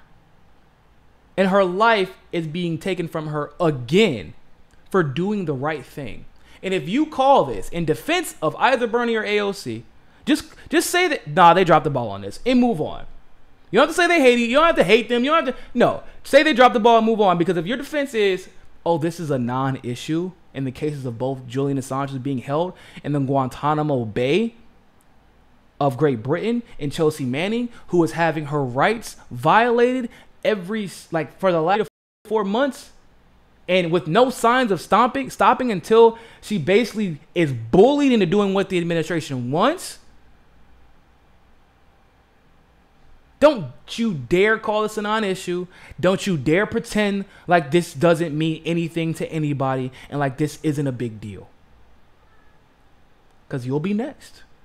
Or somebody you'll know be next. Maybe it'll be me. Maybe it'll be Jimmy Dore. Maybe it'll be Garland Nixon. Maybe it'll be Lee Stranahan. You never know. You can't be silent on this issue. Like I said yesterday, the most frustrating thing about AOC and her continuous and ongoing silence on every major issue that is quote unquote controversial. By controversial, I don't really mean it's controversial. I just mean that the Democratic Party hasn't reached a consensus on it, so therefore she can't talk about it. For her to be silent on this, it probably wouldn't be as big of a deal if I didn't go to her Twitter. If I didn't go to her Twitter and all of her tweets, if they're not attacking Republicans for the obvious, it's literally just her gassing herself over and over and over and over and over and over and over and over and over again. That's it. I wouldn't be as frustrated if it wasn't for that. At least with Bernie. Bernie's tweets are like, I'm going to help teachers now. I'm going to help the workers. I'm going to help nurses. I'm going to, Bernie is like, at least that. Like, if Bernie's not silent, he's silent, and I still have a problem with it, but at least at the bare minimum, his Twitter feed and his speeches and everything are like, this is like for the people. It's very rarely about himself.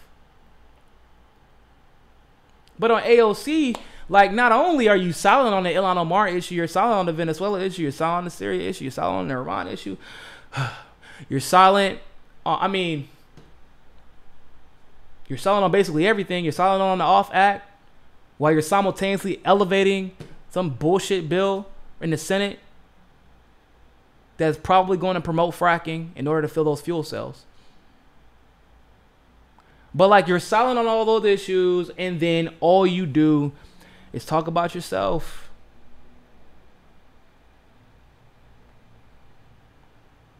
Wow. Chelsea Manning, for doing the most selfless thing an American can do, is being punished for it every single day. While she should be given a medal of honor. She should be given a medal of honor. She should have 4 million followers. She should have the platform that AOC has. But instead, AOC gets 4.7 million followers to talk about her fucking self. And people, for some reason, want to defend it. Why? Because she's likable? Because she's young? Because she's cute? Because she capped credit, or it's not going to pass, by the way, but she capped credit card companies or loan companies 15%. Oh my God, 15%. What will I ever do? Did she address the racial disparity in that legislation, by the way? No. But that's a different discussion. Do you think that capping interest at 15% is going to matter if, like, it still is able to be maxed out at 15%? Or, if the world comes to an end because we've overstretched our boundaries and our military, and we can't sustain this nonsensical war industry anymore? Capping at 15%. Do you think that Ilhan Omar was cheering about interest rates being capped at 15% when she had her life threatened and you were basically nowhere to be found? Because if you would have spoken out, then the other Democrats would have probably had no choice but to follow suit. But you stayed silent while they called your friend an anti-Semite.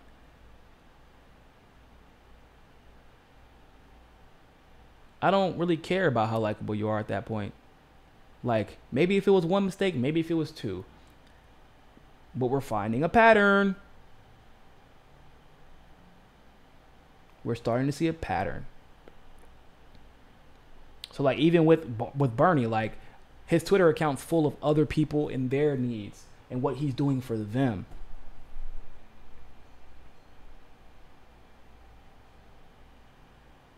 But if you have a platform, we are now in a place, like, we don't have that much time left.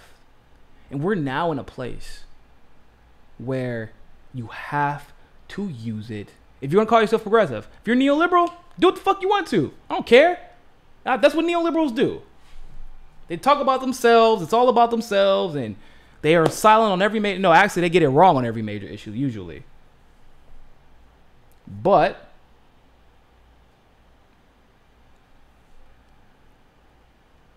understand, when you have that platform, we don't want to hear about capping credit card interest rates at 15% when they're trying to start World War III right outside of our damn doorstep. Are you kidding me? Not that it's not I'm not saying it's a bad thing, but let's not like blow this up like it's like that's why don't you like her? Didn't you see her cap 50? No. Okay, what else? The Green New Deal that doesn't talk about nuclear waste, that doesn't ban fracking, that talks about cutting emissions, net zero emissions.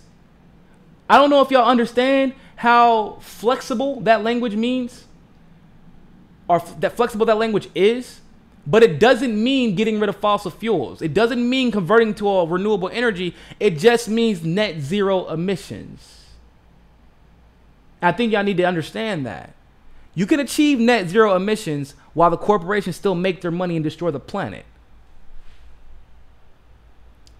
That's why they say that. It sounds good. Rather than, let's just get off of fossil fuels and stop bullshitting. Like, we have to stop falling in love with these personalities. And I don't mind you having, like, I like Bernie still. I actually, for the most part, do like AOC. I think for the most part, kind of, her heart's in the right place. Michael won the title in 2019. You're damn right. Giannis, Greek freak. But in all seriousness,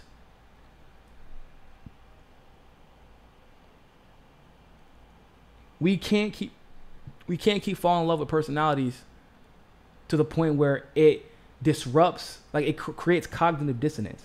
Like we're not seeing, like, okay, I like this person, but they're not really doing what I thought they would be doing. And I think we should address that. Like, you can't separate the two. Because remember, the whole reason you liked AOC because you thought she was bold. You thought she was a fighter. You thought she was going to stand up to the establishment. Answer this question for me. In the last 2 months, what has she done that has stood up to the establishment when she has had the opportunity to present it to her?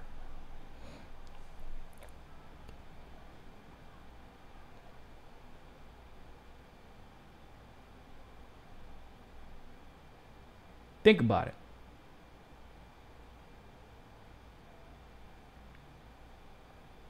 When she's had the opportunity presented to her, what has she fought? Like, when you're like, damn, that's a bold stance. I'm glad she got out front.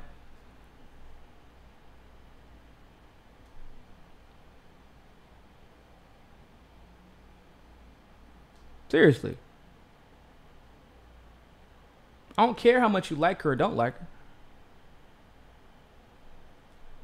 I can like somebody. I can like my best friend. He going through some relationship problems with damn self.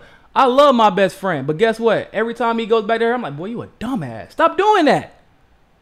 You don't see the facts. Well, I love her. I asked you if you love her. I said, do you not see how she treating you? You can love your significant other. How are they treating you? Are they keeping up with their end of the bargain? Like what you fell in love with them for? You can love AOC as a person. Y'all could drink beers together. But if you can't just even critique her without getting butthurt, I don't know what to tell you.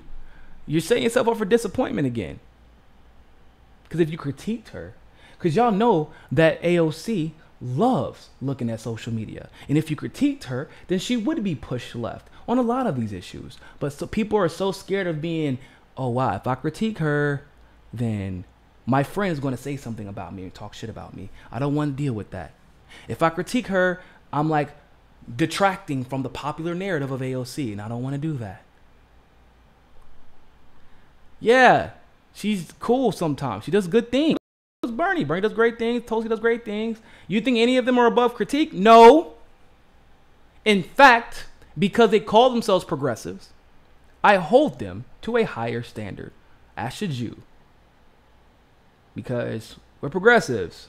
So policy.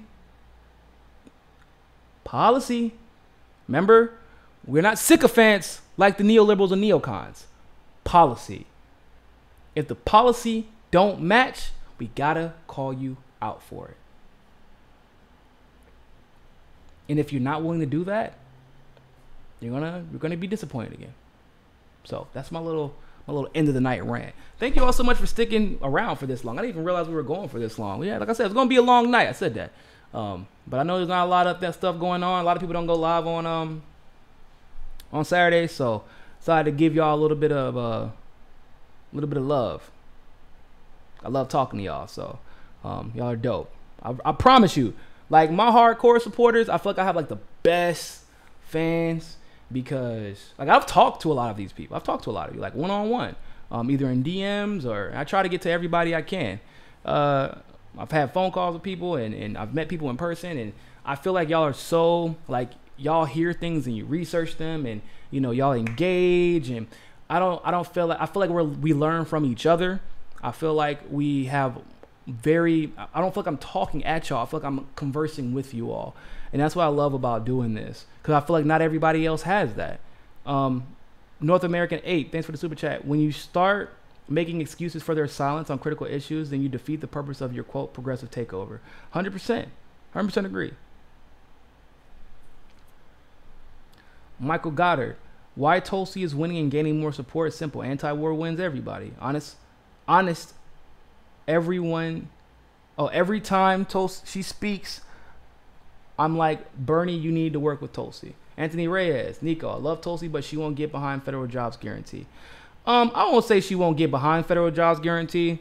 I think she's not for it necessarily right now, but I think what she wants to see first from my conversations with her is, which makes sense in my opinion, can we make sure let's fix the economy. She is for an infrastructure program, which is damn near federal jobs guarantee. She is for she wants to, obviously she has 2 entities set in place to retrain and give jobs for her renewable energy for the OFF Act, right? So like once we get the economy in order, once we fix everything, let's see if a federal jobs guarantee is necessary. And I'm not necessarily opposed to that. And I don't think that she can't be pushed left on it. You know, because like federal jobs guarantee, like that's not really very specific, although I would love to do more research on it, and I'm sure that the Sanders Institute is probably doing more research on it as well. But it's interesting because Bernie's not for federal jobs guarantee either. I haven't heard him mention it at all. They talk about fixing the infrastructure, so which I am 100% for. I think that that's a good start, and then we can take it from there. I think that the federal jobs guarantee is not actually the solution. Not that I'm saying it's not a good thing, right? I'm not advocating against it. What I'm saying is people think, oh, we would solve our economy if we had federal jobs guarantees. And it's like, but will we though? Is real estate not still way too high because we still haven't solved for the problems that we had before? Can we not do like the military? That's supposed to be the answer for people to have security, except for all of a sudden you don't have we're not seeing the raises for the military that we had seen in the past. During the Bush administration, 8%, 4%, 7%. Guess what? 1%. There was one time we had like a 4%. No, Obama proposed a 4%, and the Republicans wanted 1% because they didn't want him to have it. So like, just because it's a federal job doesn't mean that you're not going to be in poverty. And so now, if we don't have Medicare for all at first, but we managed to somehow get federal jobs guarantee, which I don't see happening, but say if that happened, all of a sudden you think that everybody's going to be able to continue to get the same type of benefits, that everybody's going to be able to retire in the federal department or in the federal government jobs? Like, it's like we put a Band-Aid on it. I would like to see not every problem, but a lot of problems economically solved first, that put us in a position to create jobs in the free market And then once we get to the what would be the word? Once we get to a point where everything is going as smoothly as we can hope for it to go at the time, like 1 or 2% real unemployment, then, or even 3% real unemployment, then I would love to see what a federal jobs guarantee can do to make sure that we have zero unemployment. But in our current, the way society is constructed now and the way our economy is constructed now, and the private industry, unfortunately, is constructed now, a federal jobs guarantee could very well screw people who are already in federal jobs.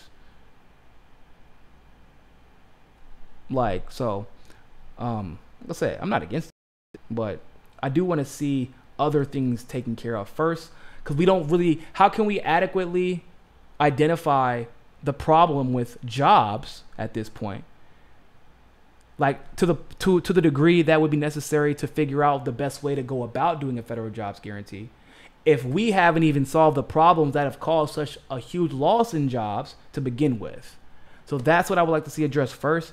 Then I would like to see discussions about the federal jobs guarantee. But I do believe if people are saying like money is the pure issue, that the federal jobs guarantee should not be done, I think that's a silly argument. We have plenty of money.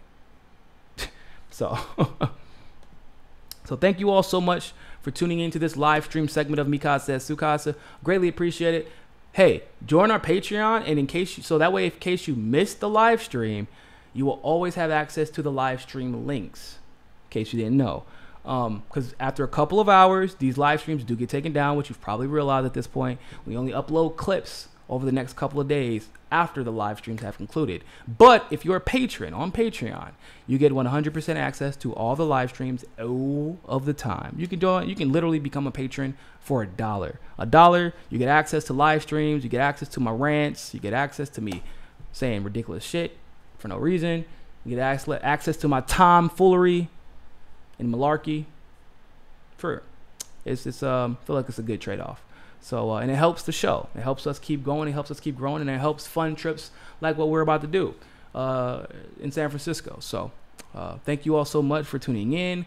I appreciate all the love, all the super chats, and all the wonderful comments, and all the uplifting comments that you all have been putting out. I love you guys too. I've been seeing all the I love you comments. I love you all too. Much love. And remember, people, more than anything else,